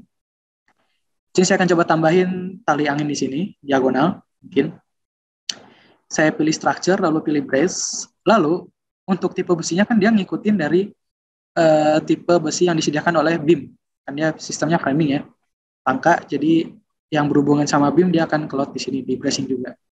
Berarti untuk tipenya kan kita nggak ada yang di sini nih. Kita mau tipe besi yang agak tipis, mungkin kayak kawat. Kita bisa load family. Lalu di sini saya pilih yang round bar. Kayak gini. Saya pilih yang round bar karena untuk yang tipe kawat dia belum disediakan oleh Revit ya. Ini nggak apa-apa. Kita pakai yang round bar dulu aja buat contoh. Pilih round bar. Lalu di sini saya pakai ukuran yang 0,95 mungkin. Caranya biar tahu kita bisa masukin di sini 0,95. Saya klik, lalu saya masukin ke sini. Saya pilih yang 0,95, kode dia oke. Nah, caranya biar dia masuk ke ini. Nah, kalau misalnya mau secara gampang, kita bisa langsung dari tampilan 3D ya, kita taruh racing-nya di mana, dari ujung ke ujung, dan lain sebagainya. Tapi, jangan lupa dinyalain dulu 3D snapping-nya. Kenapa? Karena kalau nggak dinyalain, dia nggak nge-snap di 3D-nya, di model kita. Jadi, kita checklist dulu 3D snapping-nya, lalu saya bisa langsung arahin ke sini misalnya. Nah, kalau di bracing ini kan biasanya kan dari ujung ke ujung ya. Nah, kalau misalnya kita arahin sini takutnya ya agak susah, takutnya dia kepleset atau kayak gimana pas kita placement. Jadi dia nggak pas benar-benar di ujung. Cara biar dia ngelok ke ujungnya, kita bisa ketik SE atau snap N yang ada di keyboard. Kalau misalnya posisi begini, lalu saya ketik SE, keyboard nanti dia akan ngarahin ke yang ujung-ujungnya doang. Seperti ini. Ini kalau saya arahin dia midpoint-nya nggak kena ya, dia cuma ngarahin ke endpoint-nya doang. Kalau udah saya klik endpoint di sini, lalu saya arahin juga langsung ke sini. Ke sini. Nah, endpoint ini. Jadi dia pas, kalau kita cek di 3D, dia akan pas di sini. Itu pun sama, arahin, saya ulang ya, bracing, lalu saya arahin ketik SE, kayak gini misalnya. Saya ketik, lalu saya arahin ke endpoint-nya di sini. Kalau udah di escape lagi. Nanti hasilnya bakal jadi kayak gini. Nah, silakan diulang untuk yang sisa ininya. Oke, saya taruh bracing dulu untuk di setiap ininya. Saya akan bikin di sisi sini dulu aja ya, karena ini bentuknya tipikal ya, nanti tinggal dirapihin aja untuk si bracingnya. Seperti SE, ambil di sini, lalu sini, diagonal sini ke diagonal sini. Ini ke sini, ini ke sini. Ulang, ini ke sini, ini ke sini. Oke. Nah, kira-kira jadi, sisanya paling tinggal disesuaikan aja ya. Kalau misalnya emang mau, tinggal dilanjutin aja sebelah sini. Tapi mungkin cara teori sama, paling tinggal taruh aja di sebelah sini. Saya bikin nggak terlalu full karena untuk menghemat waktu. Oh, ada pertanyaan nih dari Pak Sigit Rumantio. Di Indonesia biasanya baja yang di pasaran standar JIS, Japan International Standard. Di mana family lot-nya? Nah, saya akan jawab langsung ya. Jadi kalau misalnya di Revit ini kan dia secara default settingannya family yang di bawah tuh dia si Amerika ya, universal maksudnya universal kolom, universal beam. Nah kalau misalnya emang Bapak Sigit Rumantio mau spesifik mau pakai JIS, kita bisa atur di kita download dulu family-nya Japan Family mungkin di website Autodesk-nya. Kalau misalnya Bapak pakai versi 2021 tinggal ketik aja, atau 2022 misalnya sebagai contoh saya mau download family Jepang untuk Revit 2022. Berarti tinggal ketik aja di situ Japan Family Revit 2022 di Google, nanti biasanya dari Autodesk akan muncul di atas sekitar 500 MB atau 600 MB kayak gitu. Jadi untuk menggunakan JIS itu bisa, tapi kita harus load dulu atau download dulu kalau misalnya memang belum download dari website Autodesk-nya. Seperti itu. Mungkin bisa membantu ya Pak Sigit jawabannya. Oke, kita lanjut. Nah, berarti sisanya paling tinggal ditambah-tambahin aja ya bracing-nya. Saya bikin sebelah dulu. Untuk teorinya sama. Kalau udah, kita langsung mau bikin untuk gordinnya. Berarti untuk gordinnya kita pilih beam system. di sini. Ini saya dulu aja nggak apa-apa. Lalu masuk. Nah, sebelum kita placement, ini kita harus atur dulu nih work plan-nya gimana. Karena secara default kan dia work plan-nya garis lurus ya, mengikuti level. Ini kan kalau saya taruh di sini berarti nanti placement-nya di level 3 dan itu pun datar nanti. Nah, kita harus set dulu nih work plan-nya. Work plan itu apa sih? Jadi work plan itu bidang kerja yang akan kita pakai. Contoh, rencananya saya mau bikin bidang miring, miringnya dan miringnya ikutin dari si atap rafternya. Berarti kita bisa set, lalu pick a plan, lalu saya ambil permukaan miring dari gordinnya, biar dia nanti pas saya tarik rectangular, nanti dia otomatis miring. Kalau saya klik di sini, si structural framingnya, lalu saya bikin rectangle maksudnya, di sini, lalu saya ambil snap point-nya di sini ya, di ujung endpoint-nya, lalu saya tarik sampai ujung sini. Nah, sampai ujung sini. Kalau udah di escape, nah, di sini ada garis 2 ya, menandakan kalau misalnya nanti saya finish, nanti untuk rangka atapnya dia akan arahnya horizontal. Seperti ini. Nah, ini kan kita mau bikin dia vertikal ya, berarti kita harus atur dulu. Caranya, kita bisa klik beam direction. Saya klik beam direction-nya, lalu saya arahin ke bidang mana sih yang mau di ini. Contoh, misalnya saya mau ke sini. Saya klik, nanti si rangka gordinnya nanti dia akan lurus kayak gini, vertikal. Kayak gitu. Lalu, nah untuk beam type-nya, kan dia terakhir saya pakai untuk bracing dia round bars ya. Berarti kita harus atur dulu, ini pakai yang PFC, parallel flank channel. Ada saya klik, lalu saya coba finish. Saya finish ya. Nanti dia akan ngebuat rangka atap seperti ini. Secara otomatis ya.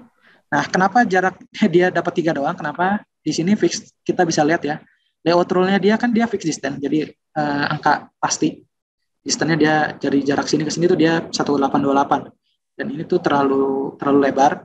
Berarti harus kita atur. Misalnya saya mau jarak ini sekitar 700 mungkin. Apply. 700 masih kurang, coba 600. Nah, 600. Ya. Ini 600 sudah pas ya. Kayak gini. Nah, terus posisi besinya, si ininya kan dia nembus nih. Nah, ini kan biasanya ada di atas ya. Nah, terus kita atur dulu nih. Ini saya klik, tapi jangan diklik ininya ya. Jangan diklik beam sistemnya, kita pilih si gordinnya. Saya tahan tombol kontrol, saya klik, lalu saya klik, klik, klik, klik, klik, dan klik. Jadi saya pilih semuanya, semua raft, semua gordinnya. Kalau udah, di sini jet justification-nya saya rubah dari top jadi bottom. Nanti posisinya dia akan jadi di atas seperti ini. Nah, ya posisinya udah benar ya. Kayak gini. Oke. Kalau udah ini bisa kita secara cepat langsung ditaruh di sebelahnya. Kita bisa mirror karena ini kan garisnya tegak lurus ya. Ini midpoint-nya juga sama rata. Berarti ini bisa saya klik di sistemnya. Sebelum saya mirror, saya harus lepas ini jadi satu objek individu. Karena ini kan masih ke bawah sistem ya. Takutnya kalau saya mirror nanti malah jadi error. Jadi saya pilih dulu beam sistemnya dengan cara pilih sampai ke highlight ya garis biru putus-putus seperti ini. Saya klik. Lalu saya remove beam sistemnya. Seperti ini. Kalau udah ini, saya pilih ulang 1, 2, 3, 4, 5, 6, 7. Misalnya. Kalau udah, select bentar. 1, 2, 3, 4, 5, 6, 7. Kalau udah ini, saya select, saya masuk ke level 2 mungkin, atau level 3, biar kelihatan semua. Nah, kayak gini.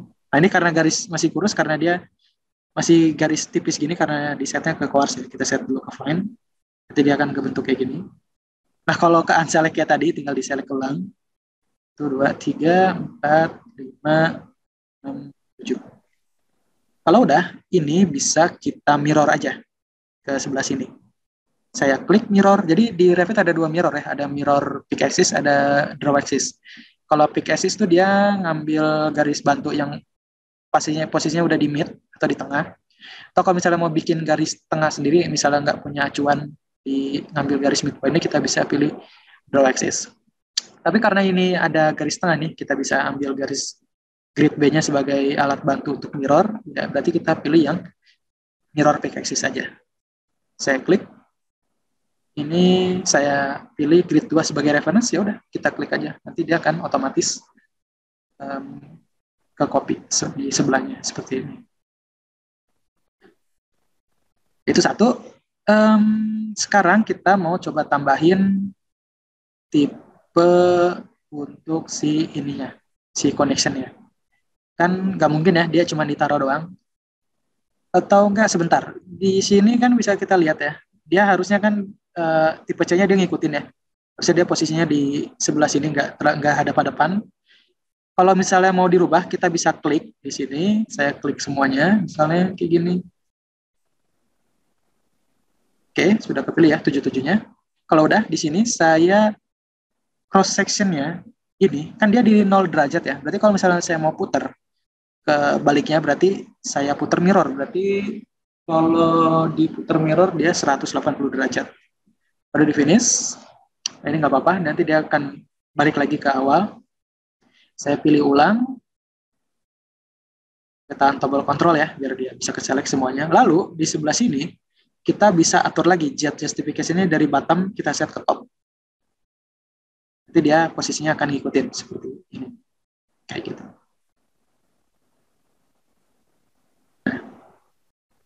Nah, ini udah jadi untuk rangka ordinnya. Tinggal kita mau tambahin connection di sini. Cara nambahinnya kita bisa coba tambahin di sini. Saya pilih sebelah sini satu misalnya. Saya klik. Lalu di sini saya pilih steel connection kayak biasa. Ini saya mau tambahin jenis connection namanya mungkin yang umum dipakai di project atau mungkin di ini beda-beda. Kita bisa pakai single purlin angle. Udah saya klik. Nanti dia jenis sambungannya seperti ini. Nah, dia seperti ini. Nah, ini karena dia bautnya terlalu gede, lalu misalnya ini juga terlalu lebar, platnya kita bisa atur lagi. Caranya kita edit type, lalu pilih duplicate. Di sini kita duplicate, jangan lupa. Ini di single purlin angle kita duplicate jadi workshop. Ini saya edit. Nah, ini saya rubah dulu untuk tipe ini. Untuk tipe connection, mungkin tadi Pak Sigit ya nanya, untuk tipe connection di sini, yang ada di sini, dia mungkin bisa langsung ditambahin untuk connection ya. Untuk jenis platnya kita bisa atur ke JIS. Kita lihat di sini, saya pilih. Dan ini ada jenis JIS nih. Ada JIS LE, ada JIS LU. Kalau LE itu kalau nggak salah length equal, yang sisi kiri kanannya sama, ini atas bawahnya sama.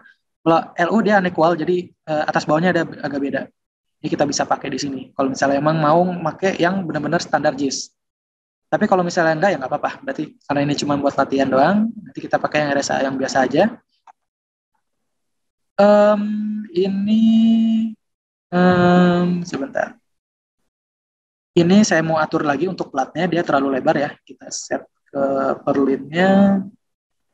Oh ya, ini kan di ujung ya. Rencananya kan saya mau kasih overhang di sebelah sini untuk rangka atap, biar dia nggak terlalu mepet banget.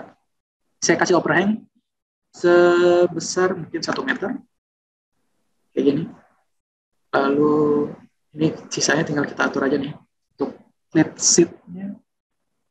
Lead connection bolt, oke. Nah ini untuk boltnya saya mau kecilin ke 10 mungkin. Atau terlalu kecil. 12 kayaknya. 12. Lalu seat boltnya juga saya samain ke 12. Ke 12 kayak gini. Lalu untuk cleat seat-nya, untuk cleat ya 100-100 ya. Coba saya kecilin sedikit. Ke mungkin 100-110. 108 aja. Lead offset, end distance-nya coba saya turunin ke 25 mungkin. Nah, ini kita bisa atur 25, misalnya 25 masih kurang, kita atur ke 20. 10 mungkin. 10, 5, 0. Nah, ini 0 aja. End distance-nya dibikin 0, nanti bautnya tinggal kita atur. Bolt. Nah, ini kita masuk ke seat bolt. Coba. Bolt dimension ke egg distance-nya coba ini kan 50 kita bikin 0. Oops, 10 mungkin. 20, 50, 25. Oh, ini karena dia form Berlin ya. Coba total. Total distance-nya coba dibikin 50. 75, 100. 100 sudah pas. Ini on go plan-nya kita uncheck dulu. Start distance-nya ini kan 55 ya. Kita turunin ke 25 mungkin. Atau 55. 55 udah pas sih. Vertical board layout-nya ini udah pas di 25. Ini tinggal kita geser doang ya untuk horizontalnya. Ini kan total ya. Coba kita set ke from Berlin. Distance-nya kita cek. Coba bentar. Ini di total. Total distance-nya coba saya atur ke 50.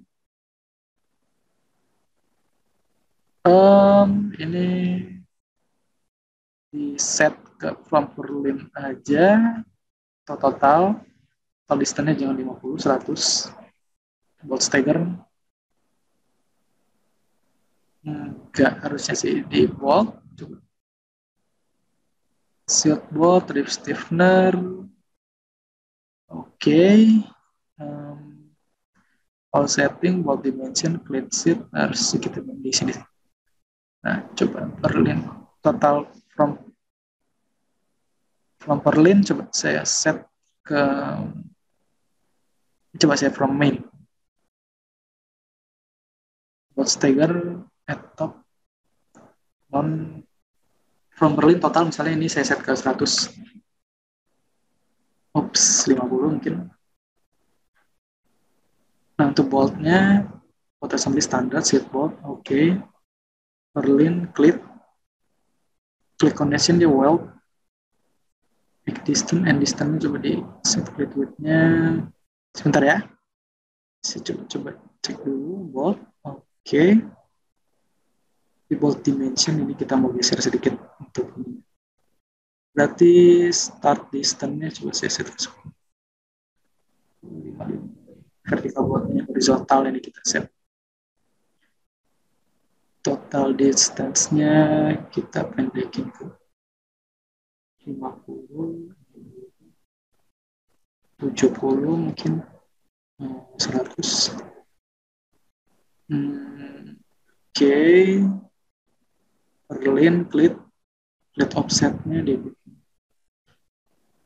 Egg distance, coba ini total, width-nya coba.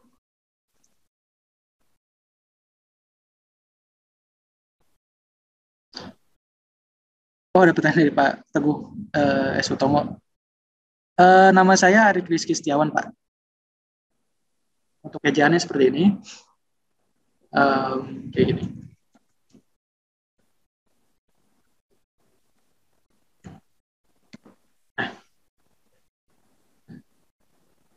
Oke, sebentar ya. Saya mau ngatur untuk bolt-nya biar dia agak dempet ke samping.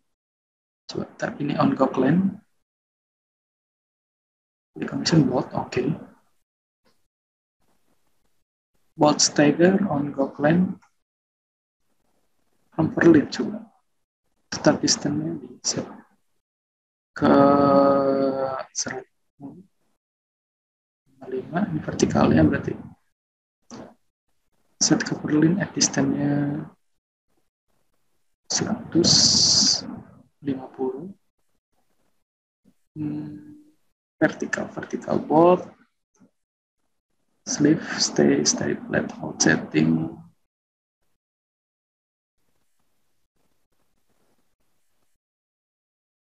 Kalau mau exit clear offset coba saya naikin ke on. Nya Berlin, oke. Existence. Ya Pak, sama-sama.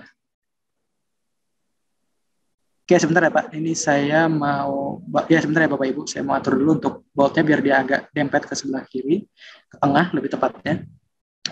Split seat on Gauk line. Coba ini saya backpacknya coba dibikin 5 mungkin atau 50 ya tadi. Sperlin. Oh ini ada nih. Gauk distance-nya coba saya turun. Nah ini on Gauk line-nya saya turunin ke 60, 70. Ini satu udah, berarti bolt dimension dirubah di sini.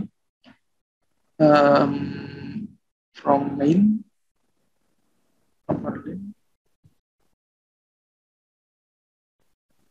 Start distance-nya coba saya set ke 0, 55. Seat bolt kill clit ini harusnya udah sih. Backmarknya dibikin 7. Itu 50. 60 ke same as Berlin, berarti message di Berlin. Berlin clit connection bolt on Google line enggak.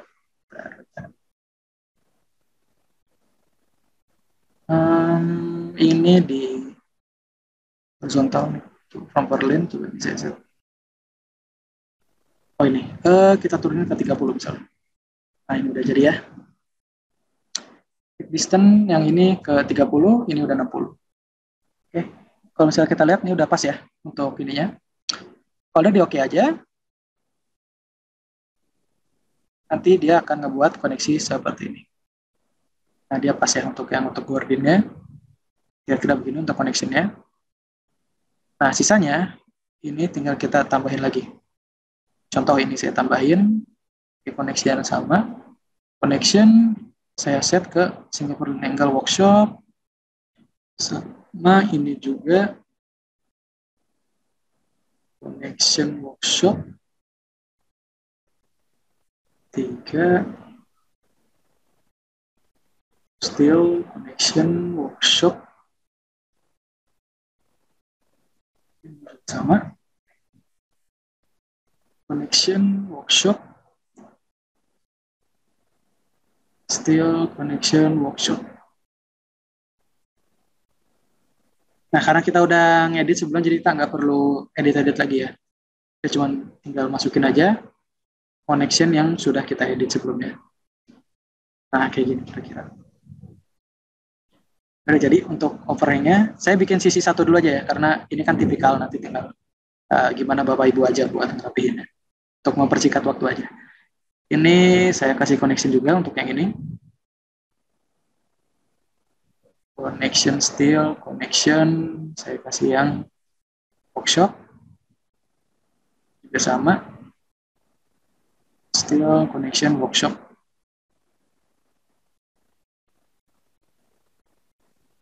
Oh ya, kalau misalnya ada yang mau ditanyakan, jangan ragu ya Pak untuk Bapak Ibu untuk ditanyakan. Di kolom chat boleh, di kolom Q&A juga boleh. Jelas. Atau kalau misalnya ada yang mau diulang mengenai materi, boleh langsung ditanyakan aja.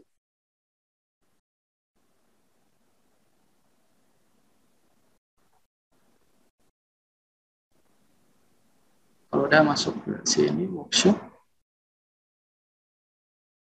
Sama, kasih connection.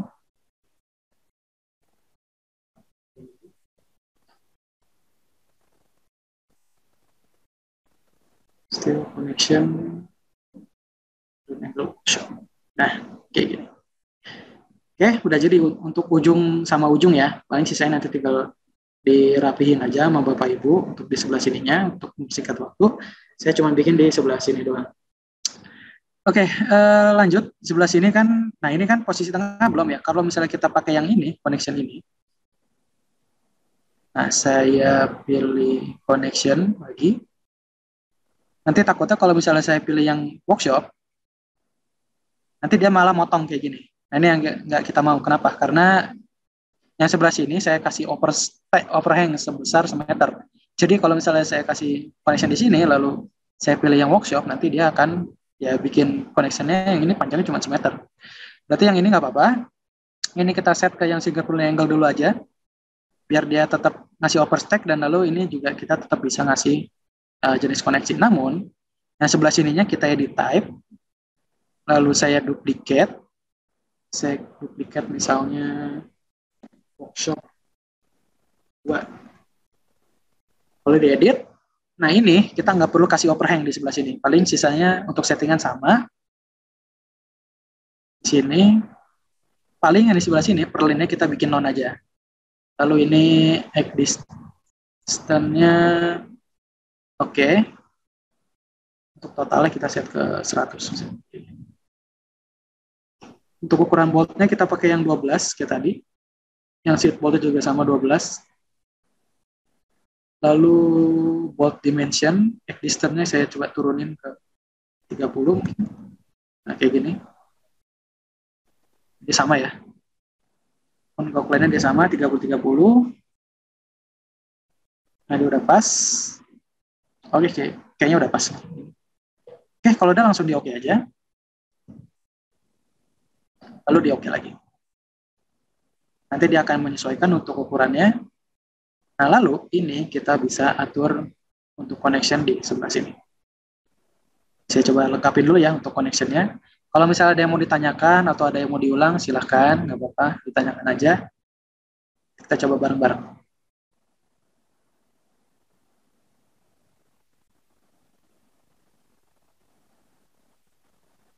Saya pakai yang ini, connectionnya. Ini akan agak memakan banyak waktu, tapi nggak apa-apa. Sambil mungkin kalau ada yang bertanyakan bisa langsung sambil saya jawab untuk pertanyaannya.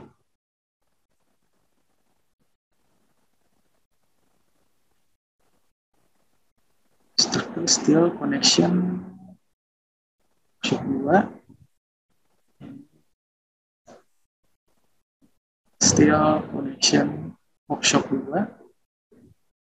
Bersama ini steel connection workshop 2. Search.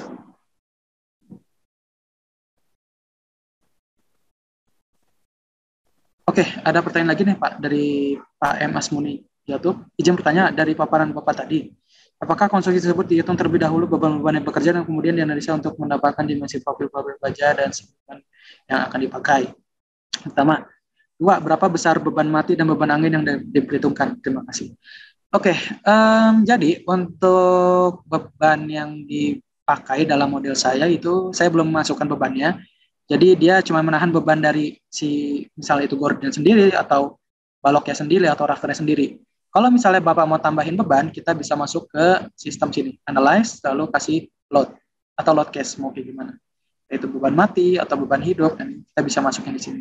Namun harus saya garis bawahi di sini itu kita nggak bisa maksudnya melakukan analisa untuk dari si ininya, si bajanya. Jadi kalau misalnya mau menganalisa, kita bisa lempar ini ke robot struktur analisis atau software analisis yang biasa sering dipakai, kayak gitu. Lalu ada pertanyaan kedua untuk beban besar, beban mati dan beban angin yang diperhitungkan. Untuk beban besarnya, untuk berapa besarnya saya masih kurang yakin ya untuk bebannya, karena untuk tipe besi dan tipe ini juga berbeda ya. Mungkin nanti bisa disesuaikan dari perhitungan strukturnya mungkin. Karena di sini kan saya cuma nunjukin buat modelingnya aja.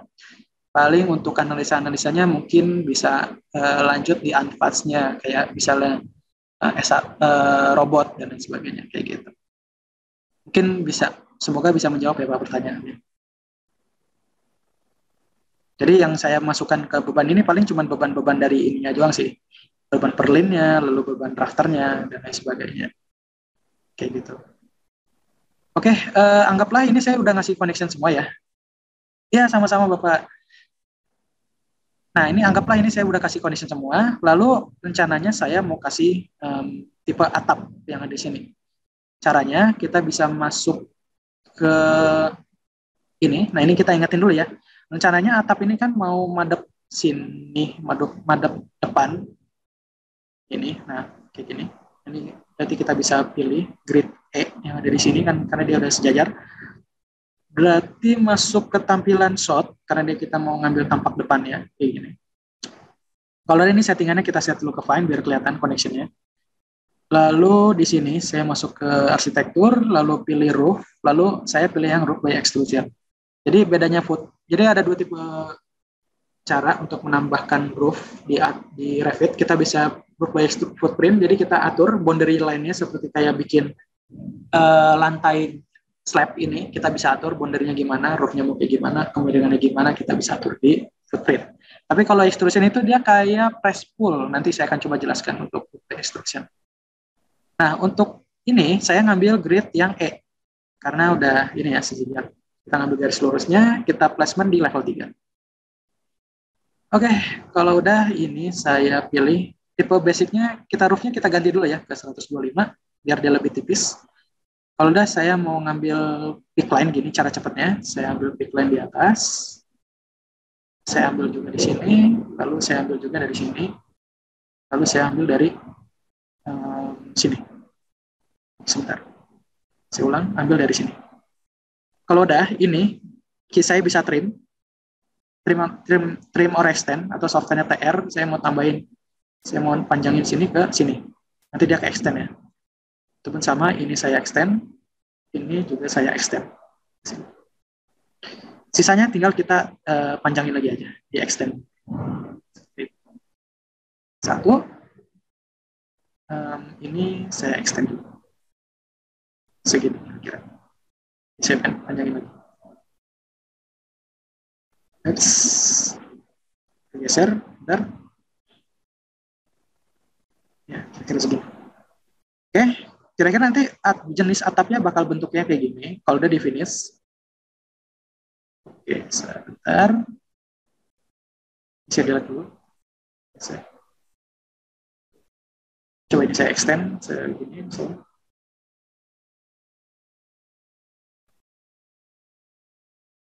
Begini misalnya. Saya extend.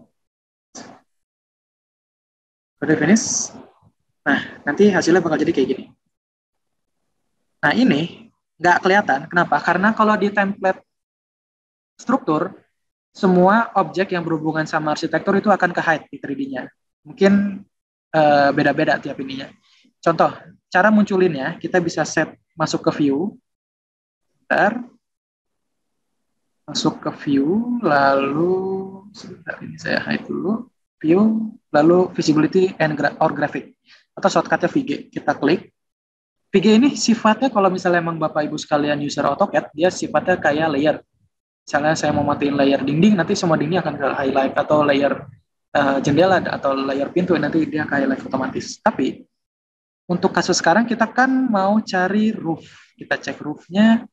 Nah, bisa dilihat ya, di tampilan 3D ini, roofnya itu disembunyikan karena dia seperti saya sudah jelaskan sebelumnya, kalau di template struktur itu semua objek yang berhubungan sama arsitektur akan disembunyikan. Jadi kalau misalnya mau nyalain roof ya udah tinggal kita checklist aja, lalu di apply, lalu di OK. Nanti dia akan muncul seperti ini. Nah ini kan posisinya dia kalau misalnya dilihat ada di bawah sini ya. Ini kita bisa geser aja ke atas pakai arah panah, disesuaikan. Nah biar dia ngepas di sini di garis perlinnya atau di garis wordingnya, kita bisa klik di sebentar di modify, lalu pilih align. Align ini fungsinya buat ngatur biar dia sejajar. Mungkin Ibu sekalian udah paham. Pilih align, lalu saya ambil garis referensinya mau mana. Misalnya saya mau ngambil garis referensi yang ini, saya tempelin ke sini. Kalau udah di escape, nanti dia posisinya pas di atas si ininya. Kalau udah kita cek di 3D. Nah, kalau misalnya emang kurang panjang, tinggal kita pilih atapnya, lalu saya panjangin secukupnya. Misalnya sampai sini. Nah, kayak gini. Itu pun sama, yang ini saya panjangin sedikit. Saya lihat sedikit. Ini saya panjangin sedikit. Nah, ini jadi untuk tipe atap, jenis atapnya. Nah, untuk terakhir, untuk materi hari ini, biasanya kan kalau tipe atap-atap ini kan pakai tipe corrugated ya. Ini kita bisa ganti di sini. Caranya, sebelumnya udah persiapkan ya untuk tipe profilnya. Ini saya masuk ke slope glazing, saya rubah dulu ke atap kaca kayak gini. Kalau udah masuk ke insert, lalu saya load dulu family corrugated panel punya saya. Sebentar, saya load dulu corrugated panel. Oke, udah di cancel dulu nggak apa-apa. Nah ini saya mau ganti tipe atap ini jadi corrugated. Udah saya klik dulu atapnya, lalu saya edit type, saya duplicate, jangan lupa ganti ini jadi corrugated panel, corrugated roof. Kalau udah, ini kan tipe kertasnya dia non ya. Non itu dia kosongan, jadi kita ganti dulu ke corrugated panel yang sudah saya buat sebelumnya. Kalau udah, untuk grid layoutnya, saya set ke fixed distance. Nah, untuk jarak corrugated panel yang saya buat kan 2,5 ya, jadi saya set ke 2,5 untuk vertikalnya. Pada di apply, lalu di OK, nanti dia hasilnya bakal jadi kayak gini. Nah, ini adalah hasil tipe atap jenis tipe corrugated panel yang sudah saya buat sebelumnya. Nah, ini jadinya bakal kayak gini.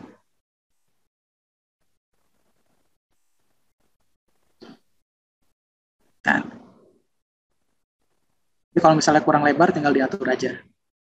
Ini misalnya kurang lebar ke samping atau kurang lebar ke sebelah kanan, bisa atur. Kayak gitu. Oke. Sampai sini ada yang menanyakan? Dari Bapak Ibu?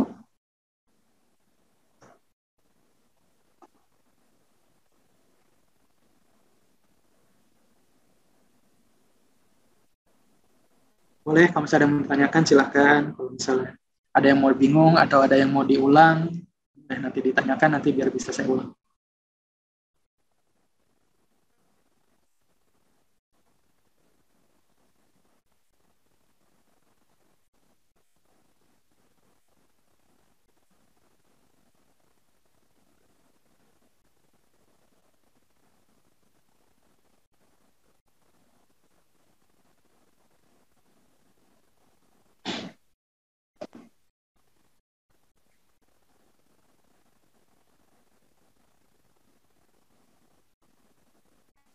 Ada pertanyaan nih dari Pak Miftah Farhansyah. Izin bertanya, kalau mau buat kanopi dengan spandek, apakah menggunakan cara roof ini supaya lebih terlihat teksturnya? Terima kasih. Ya Pak, untuk kalau misalnya mau buat profil roof ini bisa di custom ya Pak, pakai new, di new, lalu family, nanti kita buat aja family di sini. Kalau saya makanya profil ini Pak, profil di mana ya kemarin itu? Curtain wall panel Pak, di sini. Jadi saya bikin curtain wall panel, jadi panel yang khusus buat curtain wall kan biasanya, ini kan untuk tipe yang berhubungan sama glazing gitu, entah itu curtain wall, kalau di exterior glazing, storefront, lalu atap slope glazing kan dia sifatnya ngatur grid dan menggunakan panel. Nah, kita mengakalinya dengan mengganti atau mengcustom panel tersebut. Nanti untuk gridnya kita bisa atur. Misalnya kayak ini kan untuk tekstur tipe corrugated kan dia kayak gini. Nanti saya tinggal buat tipe extrusionnya gimana untuk di curtain wall panel. Lalu untuk jaraknya nanti tinggal diatur mau gimana. Misalnya ini kan saya atur di 2,5, berarti saya pilih di sini, sebentar, saya pilih corrugated roofnya, di spacingnya saya set ke 2,5 aja, jadi setiap 2,5 dia akan ngebuat masukin panel baru, seperti itu. Nanti untuk jenisnya boleh itu spandek dan lain sebagainya, tinggal kita bisa buat customnya gimana. Mungkin di workshop selanjutnya, mungkin saya akan coba bahas atau pertimbangkan mengenai bagaimana caranya membuat profil panel custom yang ada di Revit. Mungkin kayak gitu sih Pak. Semoga bisa menjawab pertanyaan.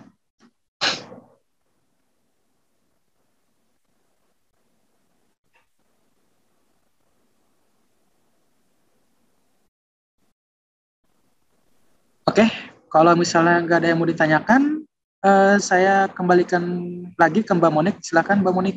Oke, terima kasih Mas Arik atas penjelasan materinya mengenai Building Information Modeling for Steel Structure dan penjelasan jawaban yang telah diberikan. Cukup menarik ya Bapak dan Ibu karena yang dibahas adalah steel structure, yang mana kan biasanya untuk baja sendiri kan juga jarang begitu ya, namun kami coba untuk memperkenalkan lebih dalam, dan kami juga ingin menyampaikan begitu bahwa license Revit ini juga termasuk dalam produk bundling Autodesk, di mana bernama license AEC Collection, yang mana license ini memiliki beberapa software di dalamnya, sehingga menjadi jawaban solusi untuk BIM model design begitu ya Bapak dan Ibu serta rekan mahasiswa semua. Seperti yang tadi disinggung oleh Mas Ari, karena kan nanti akan ada analisanya seperti apa, kemudian nanti untuk rendering jikalau diperlukan begitu. Nah, itu untuk license AEC collection ini bisa menjadi salah satu solusi yang perlu dipertimbangkan, karena di dalamnya juga tidak hanya Revit, maksud saya, tidak hanya Revit, tapi ada AutoCAD, kemudian ada Civil 3D, kemudian ada robot struktural professional analysis, kemudian ada lagi Advanced Steel, kemudian ada juga 3ds Max yang berguna juga untuk rendering, dan masih banyak lagi. Dan Bapak Ibu serta rekan mahasiswa semua, kita sudah sampai di akhir sesi workshop ya hari ini, maka akan kami cukupkan sekian. Semoga materi hari ini dapat bermanfaat untuk kita semua. Nantikan terus workshop series dari kami dengan tema-tema yang menarik untuk menambah informasi, kemudian knowledge, serta menambah skill dan dari teknologi engineering Autodesk, sehingga mampu membantu menyelesaikan pekerjaan dan masalah dari Bapak Ibu serta rekan mahasiswa. Apabila ada pertanyaan yang masih ingin disampaikan, bisa menghubungi kami di sales@ciptasatria.com atau di monica.magna@ciptasatria.com. Kami juga menerima saran dan kritik untuk menjadikan kami menjadi lebih baik, begitu kiranya juga Bapak Ibu serta rekan mahasiswa berkenan untuk mengisi kuesioner workshop hari ini. Untuk linknya saya sampaikan di kolom chat. Ya, silahkan untuk mengisi ya Bapak dan Ibu serta rekan mahasiswa semua. Dengan judulnya nanti untuk BIM for Steel Structure. Begitu. Nantinya juga akan mendapatkan e-sertifikat ya Bapak dan Ibu. Jadi nanti akan dikirimkan email dari kami, begitu, email notifikasi untuk mendapatkan e-sertifikat tersebut. Baik, sebagai informasi, kami juga memiliki akun YouTube yang membahas beberapa tema menarik sehingga bisa dikunjungi oleh Bapak dan Ibu semua untuk menjadi bahan diskusi bersama, begitu, baik itu tim maupun dari akademisi mungkin, atau juga dari tim-tim project, begitu. Kami juga memiliki akun media sosial yang berguna untuk informasi mengenai event-event yang kami adakan, informasi seputar Autodesk, serta promo-promo yang sedang berlangsung. Kemudian ada di Facebook, kemudian ada juga di Instagram, ada di Twitter, dan juga bisa berkunjung ke website kami. Kami juga memiliki knowledge base ya, Bapak dan Ibu serta rekan mahasiswa semua, di mana informasi-informasi bagaimana troubleshooting begitu, atau bagaimana cara menginstal license dari Autodesk itu ada di sana semua. Jadi mohon jangan sungkan untuk berkunjung ke knowledge base kami. Baik, Bapak dan Ibu serta rekan semua, sekali lagi saya dan Mas Arik begitu ya, selaku dari Cipta Satria, mengucapkan banyak-banyak terima kasih dan memohon maaf atas kesalahan apabila dalam penyampaian materi ataupun dalam pemilihan kata yang kurang berkenan di hati Bapak dan Ibu semua. Kalau begitu, sekali lagi kami cukupkan sekian, dan jangan lupa atau jangan lalai untuk terus menerapkan protokol kesehatan dan tetap semangat. Sampai bertemu kembali. Selamat sore dan happy weekend. Wassalamualaikum warahmatullahi wabarakatuh.